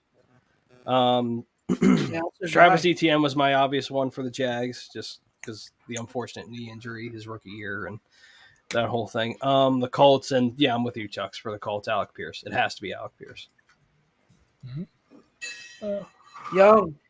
I have a feeling he'll be one. fine. Yeah, I think Sorry, so. what was that? So I have a feeling Quentin Nelson will be just fine. Yeah. Yeah, I think he'll be just fine. It's fine. So Pete, for you, AFC South. We're going AFC South. Colts. Are you I'm not gonna- paying attention? He is. My God, second half of the show, you're always like sleeping or behind. You don't know what we're talking about. Don't meet Noah for Thursday, Wake up, please. wake up. Don't be We're no. live. We're live. It says live. Hour 29 minutes. Hour 30. We're live still. Just say all the quarterbacks. Just say all.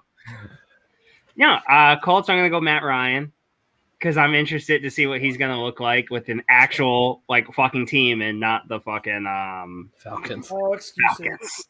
Excuses.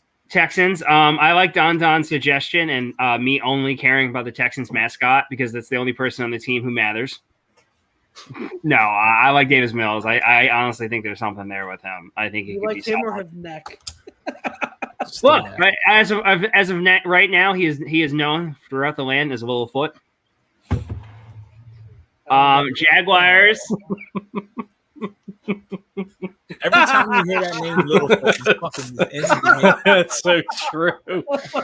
Don. What a fantastic comment. That's a Like great two comment. uncles arguing. That's a great comment.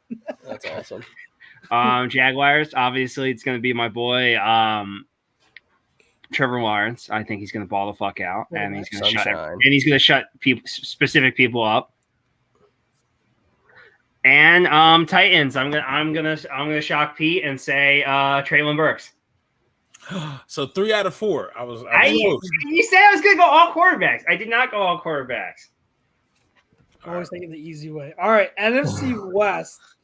NFC West. Who wants to start? I know where you're going for Seattle, so I'm just going to say Kenneth Walker III. This division was predictable for me. If you know me, you can predict all of my picks here. And All right, and then I got you right here. So this is kind of Pete and Chuck's NFC West. So this is Kenneth Walker III from Seattle, Trey Lance from San Francisco. Am I right? Am I right so far? Am I 2 for 2? Chuck? It was a tie for San Francisco. I couldn't. It was both Treys, Trey Lance and Trey Sermon. Okay. Arizona. I probably have no idea where you went. Where Arizona? Rookie running back that I hyped up. The kid from the other kid from Georgia? The kid from USC, Keontae Ingram. Okay. Yeah. Yeah, I definitely would not went him. I am going to go with Jalen Thompson. Good one. Jalen Thompson. Yeah, the strong safety next to Buddha. Oh yeah. I mean the fucking Rams. It's just I don't know. Did they have any picks this year? Like No, fuck them Well, picks. fuck them picks, right? I'm keeping an eye on Allen Robinson. Yeah. Because Okay. man. He's Okay. an actual quarterback now. I'll say this. And I could Jake, was that a subtle shot at Justin laughed Fields, at. sir? Maybe. Well, actually, no. He was hurt last year, wasn't he? Robinson was I hurt compare last the year. broken down jalopy to like a Dodge Charger. Like, come on now. Like,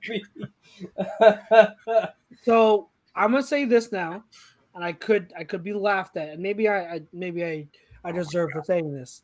Not the first time. I think Allen Robinson is arguably just as talented as Cooper Kupp. I think he could be. all right, we're drug testing you. You're peeing in a fucking cup. I think talent level. I'm not saying he's more talented, but when you've had horrible quarterbacks your whole career, Mm-hmm. don't get the recognition. But this guy is so damn good. He's in terms of talent, I could argue top 10 talented wide receiver for years. Years. Okay, I get that, but as of right now, no. I don't think he's as explosive as Cooper is, and I don't think he's the same blocker as Cooper is. But I get where you're going. I can kind of see that. Yes, I kind of see that. I think it's like you're talking about the same realm of wide receiver in terms of talent. Again, I'm not saying he's more talented. I'm saying like They're both. I fucking forgot the Rams got Bobby Wagner. I'm looking at their depth chart. I'm like, Yeah. I forgot about that too. Jesus. Imagine swapping out fucking Von Miller for Bobby Wagner. Well, it's just Yeah. and that's the thing is they got Ashawn Robinson, so they picked him up. So the defense itself, well, you got Aaron Donald, you know what I mean, and Leonard Floyd actually hit his shit. Mm-hmm. So is he on the Cowboys now? who? Leonard Floyd? Nah, he re-signed. Oh, You know, he's still in LA. who the fuck do I think is signed with the Cowboys then? With the Cowboys. Former. Now I did find this out though because I was looking for him. I didn't know the Cowboys signed Anthony Barr. Yes, they did. Yes. That is the one signing they had. That is the one signing they had. Decent. So actually, for me, for my actual official pick for the Rams, I'm actually gonna go Joe Noteboom. That's mine. Yep. Oh, That's nice. Just because the other fucking Whitworth isn't there anymore. Yeah. Yep. Yeah. That was mine. That's good one.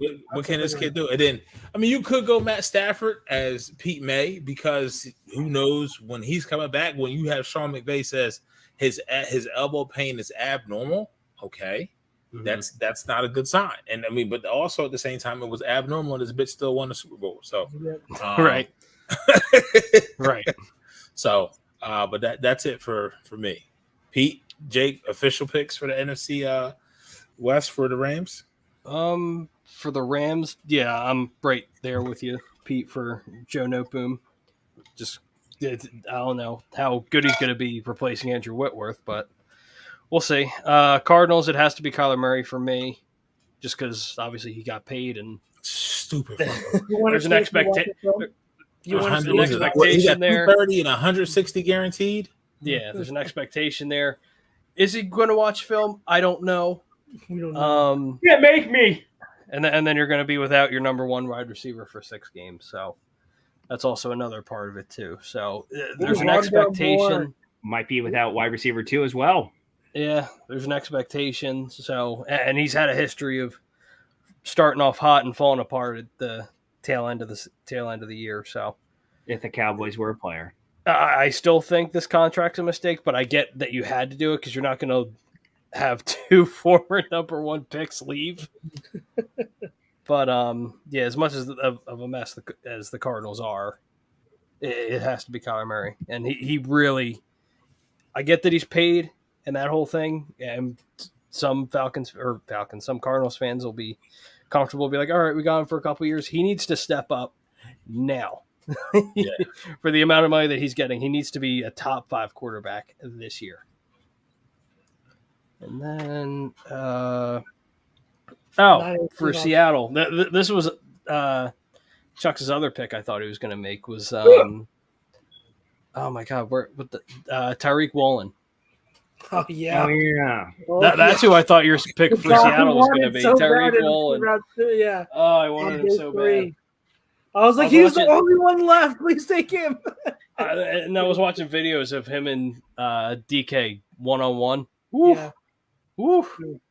I mean, he can almost match DK for his speed and his size. Yeah. It's not fair. And neither of them have good hips, so it cancels each other out. Pete Carroll, son of a bitch. And then Niners. Trey Lance, for obvious reasons. Yeah. I wanted so I obvious reasons I put Trey Lance, but I did also put a tie with Trey Sermon because I think people are forgetting about him too. He was another one of mine. They cast him off last year, even though he was the higher pick because of Elijah Mitchell. But he supposedly he's been doing really well in camp this year, and people are assuming that TDP, the rookie this year that they drafted in the 3rd round, people are assuming he's going to be the backup. We'll see. I think Trey Sermon could cement himself as the backup to Elijah Mitchell, and if Elijah can't hold up again, because remember he had injuries last year. If he can't hold up, that opens the door for Trey Sermon. And if we know Kyle Shanahan, he will go with whoever proves himself as the better running back at that moment. So he's not scared to rotate running backs and start whoever is playing the best.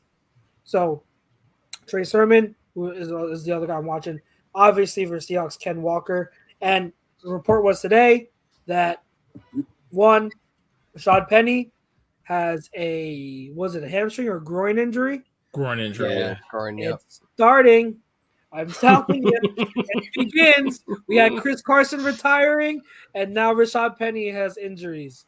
So I'm telling you, Ken Walker season, baby. Hashtag Ken Walker season.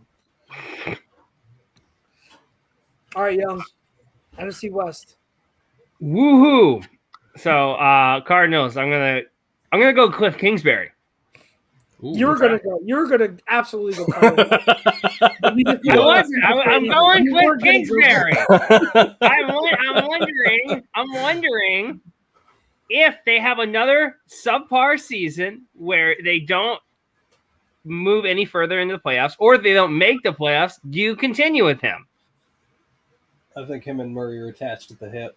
I'm very curious to see what will happen with that. With the Rams, it's repeat season. Matt Stafford's trying to get that Hall of Fame coat ready. Man, listen, I don't know he trying to get it, but I damn sure know his wife Kelly trying to get it with it at the damn Super Bowl ring party. What I will Yes, sir. say is that when he is presented his jacket, he only gets half the jacket. She gets the other half. No. Calvin Johnson gets the other half. Oh. So Calvin Johnson had 1.5 jackets. Yes, he's going to get 1.5 jackets. So Stafford will have the whole 1/2, and then Calvin's going to have the other. I don't know, man. I don't even. To me, honestly, if he just has the same type of seasons he's been having and doesn't even win the Super Bowl, I still think he's a Hall of Famer. Yeah. No, I think so too. Yeah, Wait, I the agree. Ravens, hold on, really random. The Ravens punter is number 11. That's a weird fucking number. That's That is a weird. weird.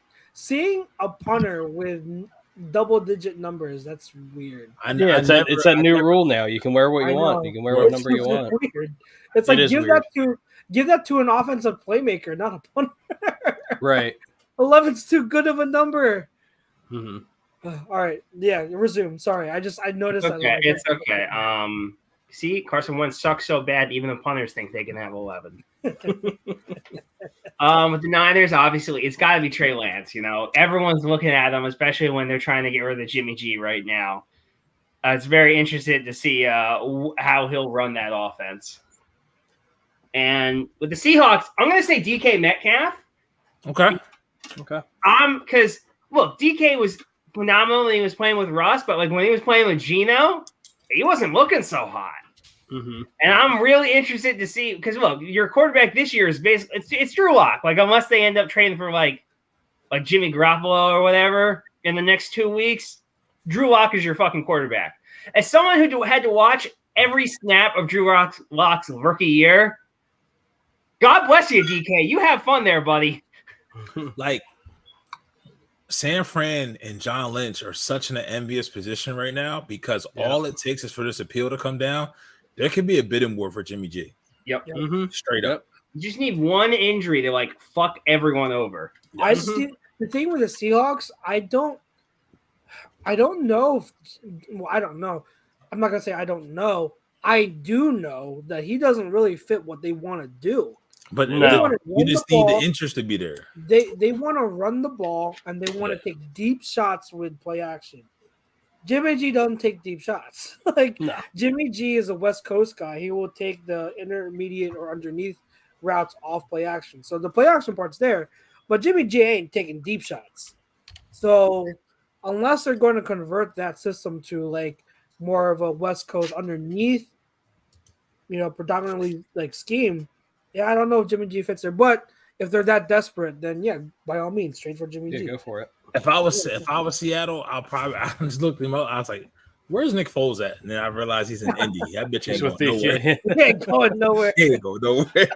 Nope. He wants another ring. Oh my god. What? Oh my god. Watch Matt Ryan get injured for the playoffs, and then Nick Foles comes in. I will love it. Team. Oh my god, I would love it. I would love it. Does he go in the Hall of Fame then if he does do that? If he wins another one?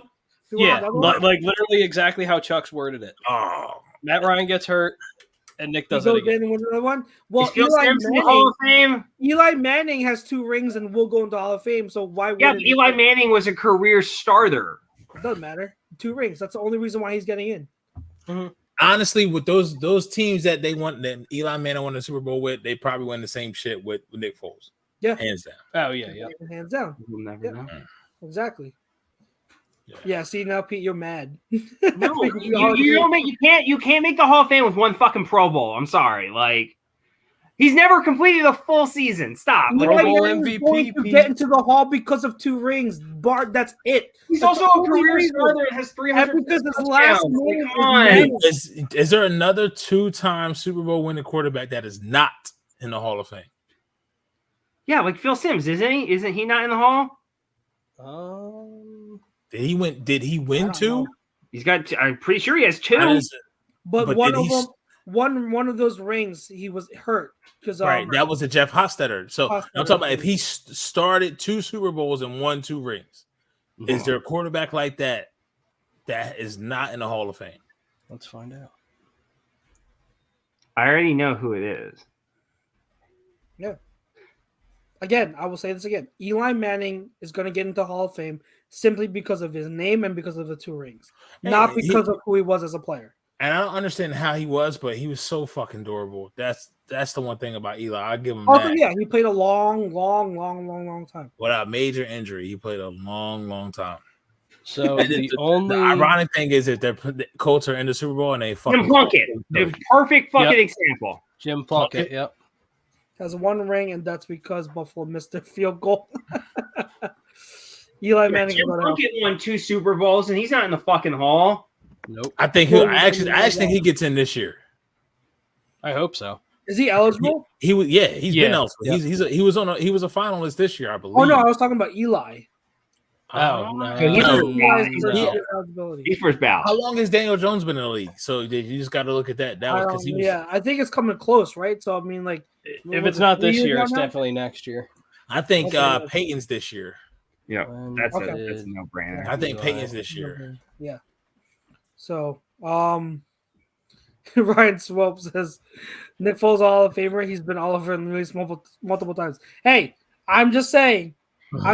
Eli Manning is getting in with 2 rings. Yeah, he also was a starter. Yeah, for he's getting in 15 because he has years. 2 rings. Eli And the Manning last was name. never, ever considered an elite quarterback when he played, but he has 2 rings, and his last name is Manning. He's getting in. So Foles has a case. I'm saying that He jokingly. doesn't at all. I'm just saying that jokingly because I know Young's going to get so pissed off. So Yeah, Don All right, Duncan guys. is Cam eligible. Chancellor's eligible for the Hall of Fame. Listen. While he was great, he's not fucking Hall of Fame. Yeah, No. no. Hall very All right. good. The last division, gentlemen.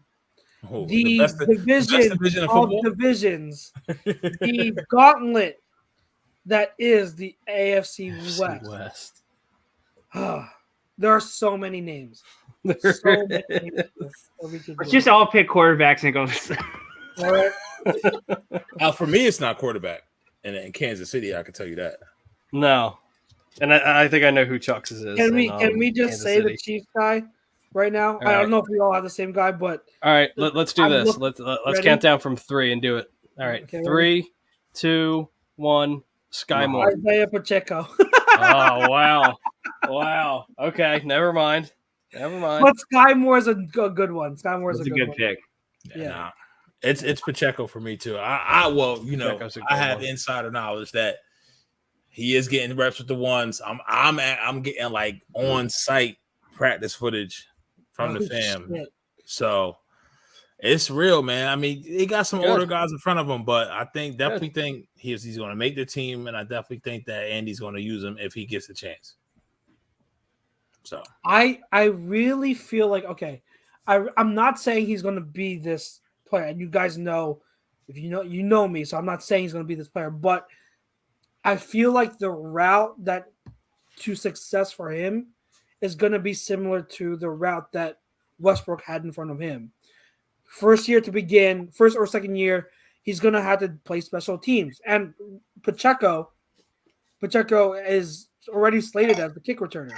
So he's going to come on as a special teamer, but we already hear Andy Reid talk about his versatility, how he can catch the ball really well, how he runs hard, and all that.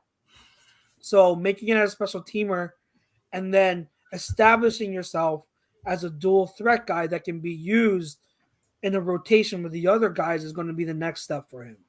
So that's why I'm really – did I predict him to get first-team reps like this early? No, I didn't predict that. But I think when Matt Wallman was on here, all three of us were talked about how we are high on Pacheco as a late-round guy in the draft that could really come in the right situation and be a starter eventually. So I am very pleased to hear that he's doing well in camp.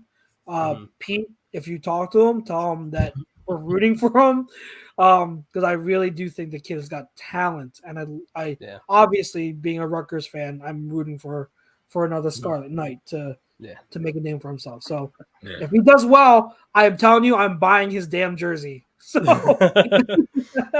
well, if he's getting first team reps, Andy sees something. Andy definitely sees something then. Yeah.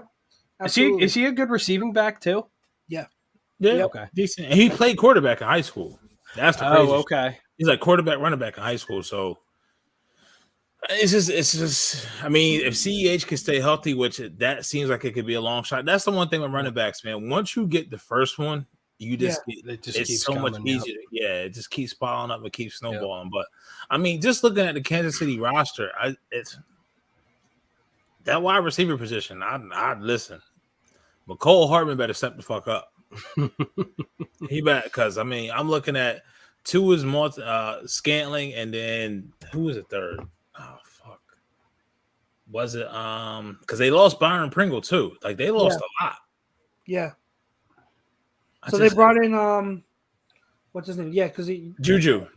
Yeah, Juju. Yep. There you go. Yeah. And honestly, I'm thinking of how Mahomes likes to play. I don't know if Juju fits that. Yeah. I don't know what I mean? Like when I'm thinking of Andy and I'm thinking of Mahomes and I'm thinking like what they like, Juju's going to be maybe a slightly better version of Jason Avant. Mm-hmm. Okay. Just more explosive, but I can just kind of see him fit in that role. But with all that being said, it's no Tyreek. Like it's no. Ain't none of this, bitch. And even Sky Moore, like we talk about him, like Sky Moore, his game isn't predicated on speed. He's got really good quickness. He's tough, and he has great hands. So it's not even the same skill set as Tyreek. And I know that Sky Moore, he's been getting some reps in the backfield. So that's another way to use him. But again, he doesn't have the same speed. So we will see. But he is the other guy. If I didn't pick Pacheco, I would have gone Sky Moore because I've been hearing a lot of good things that he's been doing. Young, anyone? Well, both Pete. I don't know if you. Oh, Pete. You already said. I said Mahomes. You already said Pacheco, and then Young, you said. Mahomes. I said Mahomes. I'm curious to see how the offense is going to look with Tyreek. He'll be all right. They put up the same numbers they did similar to last year. This year without Tyreek, fucking his name is escaping me. The OC who he's never gotten a head coaching interview. God. Bieniemy. Bieniemy. Yes. Yeah. Bieniemy. Fucking hats off to him. Yeah, hats off. Yep. Hats off to him. Broncos. You may be different because you may go Javonte, you may go Hamler. I'm just trying to put myself inside of Chuck's head. I'm going Javonte. That's where I'm going. You going Javonte? Yeah. He's gonna have a massive year. I went with Hamler. Okay. I know what Javonte is, and I know he's going to be elite. So I'm not keeping my eyes on because I know what he is. I went with Hamler because I'm really interested to see how they use Hamler and Judy. Okay. Because if you remember, like Russell Wilson, he throws outside the numbers. We know that. So he's going to throw to the outside receiver. So obviously, Cortland Sutton already has that advantage.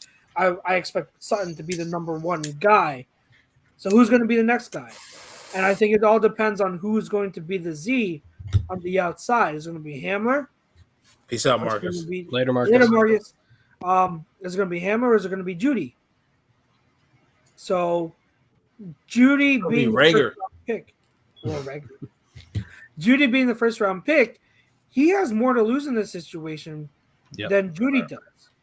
So if Judy eats into those snaps and Judy starts getting these targets, that's significant.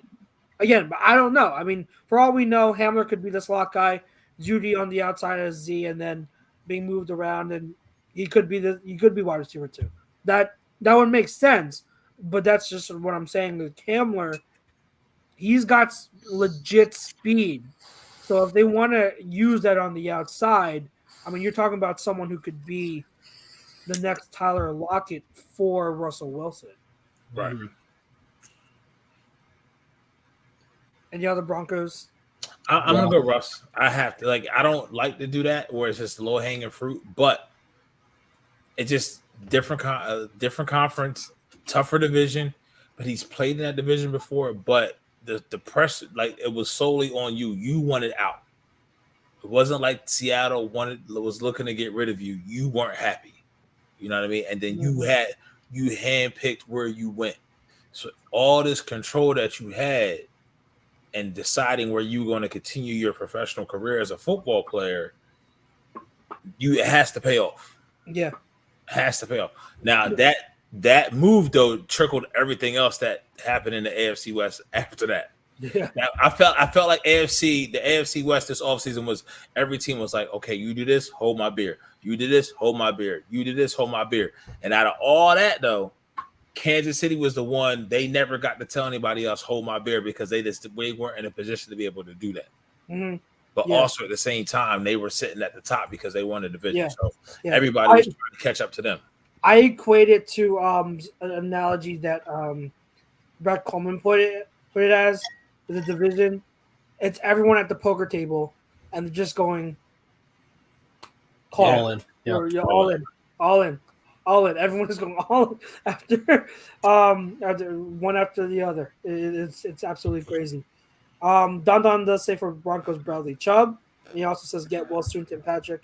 And that's what kind of there's the reason also why I put Hamler, because with Tim Patrick's injury, Patrick would have been another outside receiver. But now with him gone, now you're leaving it up to those two. So we'll see why. We'll see why. Anyone else with Broncos? Oh no, you all said Russell Wilson. So Raiders. I didn't have anyone for the Raiders. So name some people for the Raiders. You didn't have anyone for the Raiders that you were looking to watch? Yeah, everyone was. Adams.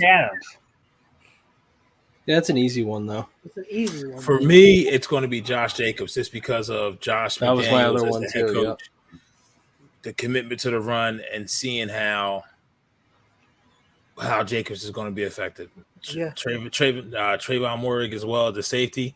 Was he their first round pick this year? Who some people thought he was a slight reach, maybe a little bit. Last year, I think. Last year? I don't know how well he did last year. And Abrams can't stay healthy because he thinks he's a fucking human missile. So he thinks he's a linebacker. He has so much talent. He's so talented. It's a shame. I love Abrams so much. I'm a big fan. He throws his body everywhere. Yeah. But I mean, so what do we have left? We have.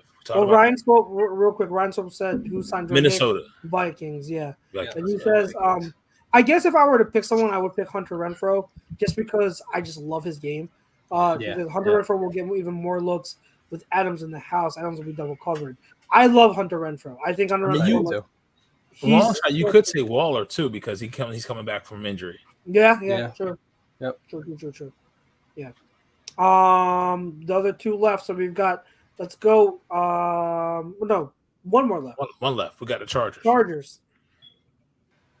Don says Derwin James, who that's a good one. If Derwin James is healthy, he is the best safety in the league. Yep. As Cam Chancellor Jr. Biz. With range. With more range. Yep. But I put for the Chargers, my pick was Isaiah Spiller, obviously.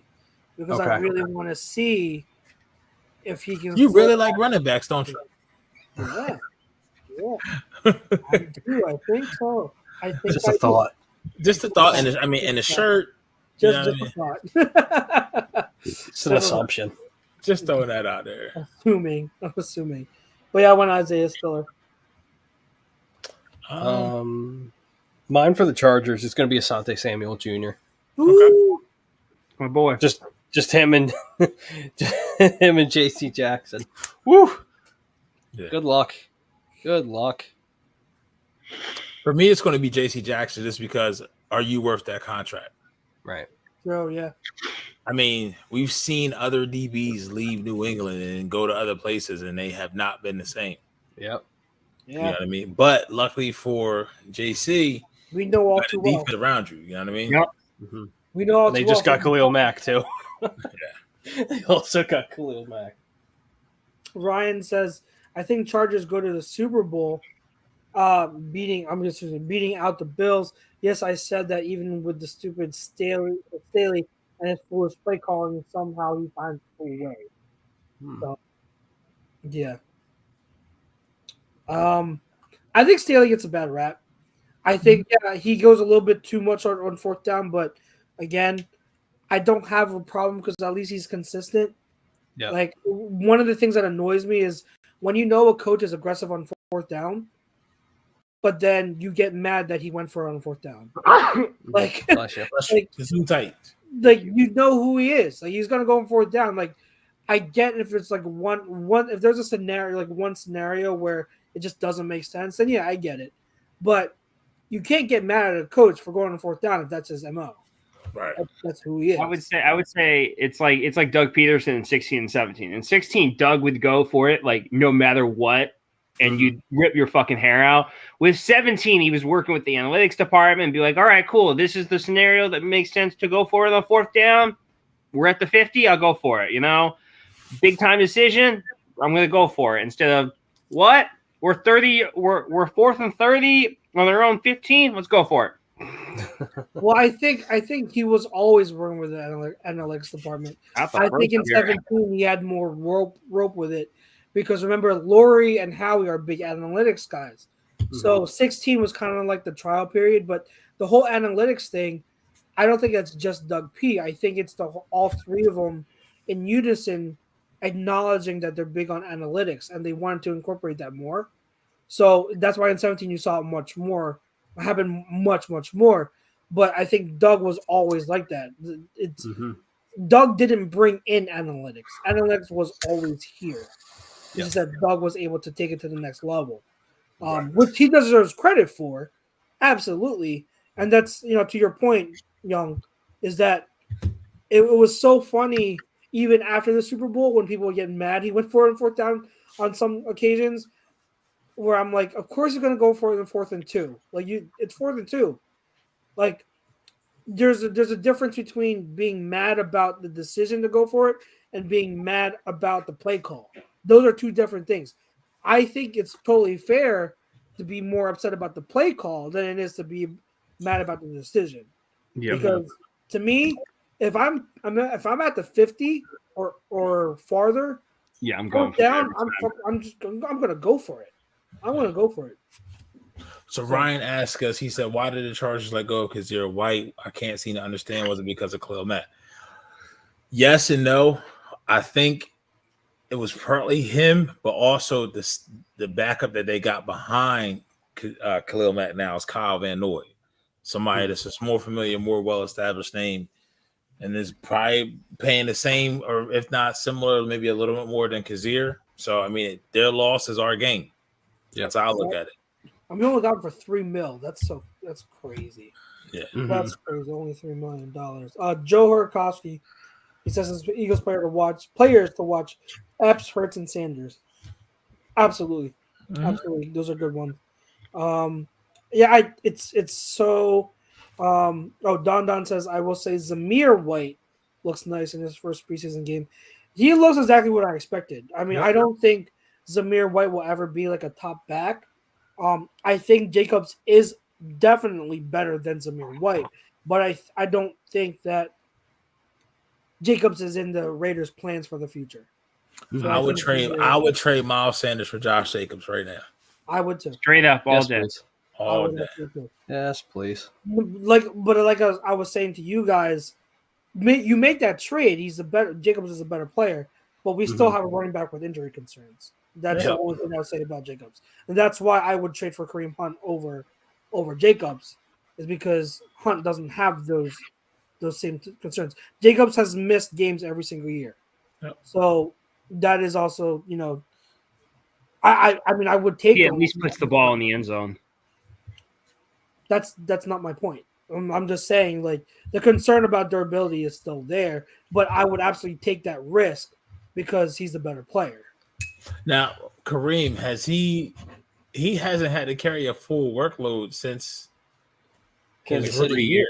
Like Yeah. 3 years. So He's been part time. So he's going to be more durable because he has half the carries. Yeah, he's fresh. Well, yeah, that's obvious. But at least he's fresh, and even with Kansas City, he hasn't when he was the full time starter there, he didn't have injury histories. Mm-hmm. He didn't have injury. Red Sand says Sanders better Sanders than over Jacobs. Nah. No, thank you. Nope. No way. No thanks. No thanks. I think if Sanders, when they were both coming out that draft, Jacobs was my RB1, Sanders was my RB2. Yep. Mm-hmm. Jacobs was more polished. He was a safer guy, but I always said Sanders had a higher potential and ceiling than Jacobs. If Sanders were to ever hit his ceiling, yes, better than what Jacobs could be. But so far, Sanders hasn't been able to because he hasn't stayed healthy, and he's been inconsistent with certain things from year to year. So that's the issue. That's the issue here with Sanders. And I'm one of the biggest Sanders fans you'll find, but there's no way right now as we speak, there's no way Sanders is better than Jacobs. Mm-hmm. He's just not. But I do think he can be better than Jacobs. Mm-hmm. Fair enough. Yeah. Joe Horkowski says, I can't believe they gave Jacobs like 8 touches in the Hall of Fame game. Almost like they don't give a shit about him. They want to get rid of him. They want to get rid of him. Right. They want to get rid of him. Yep. They want Josh to get rid of him. McDaniels knew what he was doing. Yeah. You know. Well, we did it. Yes. We did it. We went to every single team. See, it wasn't bad. It was fun. Mm-mm. We named different players and we got to dive into some really, really, really good reasonings behind them. Red Sen says, "Yep, Sanders has a full healthy season, and they're not close, honestly, and that's fine. But he's got to have a full healthy season, And that's more. That's the big question mark. It's better said than done. Again, Sanders. It's not an issue with talent; it's an issue with durability right now. Yeah, exactly. Anything else you guys want to do in no huddle before we get out of here? No, I have nothing, man. Yeah, I don't have anything this week. Yep. Yeah, I can't really think of anything. I will say this real quick. Check out if y'all guys got Peacock. Check out the show Resort. It's fucking great. Resort, okay. Resort. The dude from what the fuck is it? I think it was a show with Ted Danson or some shit. Yeah, that was it. He was in that. I only started watching because the same dude you're talking about, I still don't know the character's name. He reminded me of Dougie Doug from Cool Runnings. And that's the only reason I started watching it. And then I started feel the rhythm, feel the rhyme, get on up. It's bobsled time. Yeah. So, but yeah, it's a pretty good show. He's also randomly in Justified, if you've ever seen that. No, it's a Timothy Olympus, right? Yep. Yeah, I never had a chance to check it out. Yeah, he plays a randomly corrupt Jamaican pastor. It's pretty funny. I do want to give a shout out to my wife because week of anniversaries. Well, that too. Well, I'll get into that. But today, she officially became a U.S. citizen. Woohoo! Oh, nice. So I thought she became a citizen when she married you. Or are you not a citizen? No. What the fuck is going on here? You know that's a myth. They stopped that a long time ago. Really? Oh, did they really? Yeah, that's not. Yeah, that's not. Yeah, it's not a thing. Oh. So she had to go through. I mean, it helps her case, but it's not a guaranteed thing anymore. Gotcha. But yeah, she officially became a citizen. She was really stressed out, but She officially became a citizen, and now she officially on her on her IDs and everything. Like she had on her license, but her social yet she wasn't able to change it because her green card was expiring. But now she's officially be able to take my last name. There you go. Cool. Yeah, so it's been There you go. 3 years since we were married, and now we finally get her last name officially There you changed. But yeah, and speaking of 3 years, yes, our anniversary was this past Monday. Sunday night we went to Chart House in Philly, and oh my god, Nice. out of all the fine dining restaurants we've eaten at, eaten at a handful. I think Chart House is our favorite. What was the cuisine Really? type? Is it a It's steakhouse? seafood, fancy seafood. Seafood? Oh, Yeah. okay. Yeah, my wife did not like that. Oh, good. So they have these for appetizers. They have shrimp beignets. Oh God, shrimp beignets, so good. And probably our favorite thing that they had. They have kimchi calamari, but the kimchi's not spicy. Kimchi calamari, so the flavor was incredible, and the calamari was cooked just perfectly. But yeah, she had oysters too, and then I had crab stuffed shrimp with mango sticky rice. Oh Ooh. God, oh my Ooh. God! And then she had some type of miso salmon dish, Okay. and then they have this dessert. It's a molten lava cake, but they do it with premium ingredients. So you're talking about I think it's it's a good truffles and that whole thing. They tell you on the menu, and when you sit down, that that dessert takes 30 minutes for prep. So they'll ask you in advance, do you want to order this so they can get it ready in advance. That's how extensive this dessert is. It's so good, so good. So I highly suggest it for a date night if you want to go somewhere, man. Chart House in Philly. Chuck's, he wanted that bitch. He wanted that bitch. We ordered Done, 3 done. appetizers, 2 entrees, a dessert, and she got a couple of drinks. So it's There you go. Yeah, like I said, Chuck spent the car payment in that bitch. So. Yeah, right. Hey, anniversary was worth Well, it. it's the anniversary, so Yeah, you right. Go all out, You're allowed to do it. listen, young one. I started out that way 3, 4, 5 years in, but once you get 17 years in, bitch, man, you won't get something to eat. Where we going? We're going to the bar, bitch. Go to the bar. Well, by that time we'll be in Florida, so we'll probably just go. Hey, you want to go to Disney World? Let's go to Disney World. That'll be Yeah, like you want some fresh fish? Yeah, go out there with the fishing line. Right. I caught some tuna. But no, August is going to be is a jam packed. I'm gonna say, old boy's birthday coming up, right? End of the month, and we'll be in Virginia. So we got that trip coming up too. We'll be going to Busch Gardens, Virginia Beach. It's Kings Dominion. I got lost in a cave out that way. Did you really? Oh yeah, Oh, that's my God. family. I got family on the east side and the west side. On that, and that's kind of Busch Gardens, Kings Dominions on the west side. And then they had these cave structures. Yeah. Oh boy. I was going for I separated from my mom and dad for maybe 45 minutes to an hour. Oh my God. Not How a old pleasant were you? experience. 8. Oh my God. Wow. 8 or 9. Wow. I gotta look for these caves then. I gotta look and be like, this is where. Oh, bro, you hiking trails and shit. You definitely, but you may see a snake or two. So Mary, just let her know she may get left. Oh hell no. Yeah, no, I'm good. Oh my God, yo, Jake and Pete. I wish you could have been on that show when we were talking about all that stuff. I don't even remember how we got into that conversation, but we got to tell you that clip. We went for half an hour, went on tangents, and it was the craziest no huddle segment that we've ever done. But Long story of it, Chuck's left Mary down a 200-foot incline hill. He just ran to the car. Left her. Snake. Don was listening too. That's so funny. Quick as hell. Out. We just had a snake in my front yard last week. Oh my God, I can't. Bro, I literally think I don't know what it was. I mean, I'm not too afraid of like say it was like probably like 2 feet. It's like it was like a coral. It was it's a king snake, so it wasn't the coral snake. The coral snake was a king snake.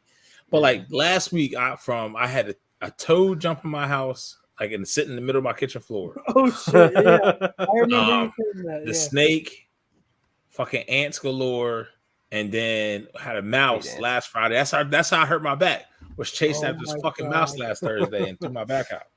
Oh my god! So Ryan, they think it's Jumanji, man. Oh god. Ryan says, "Yell for me when you're at Sesame."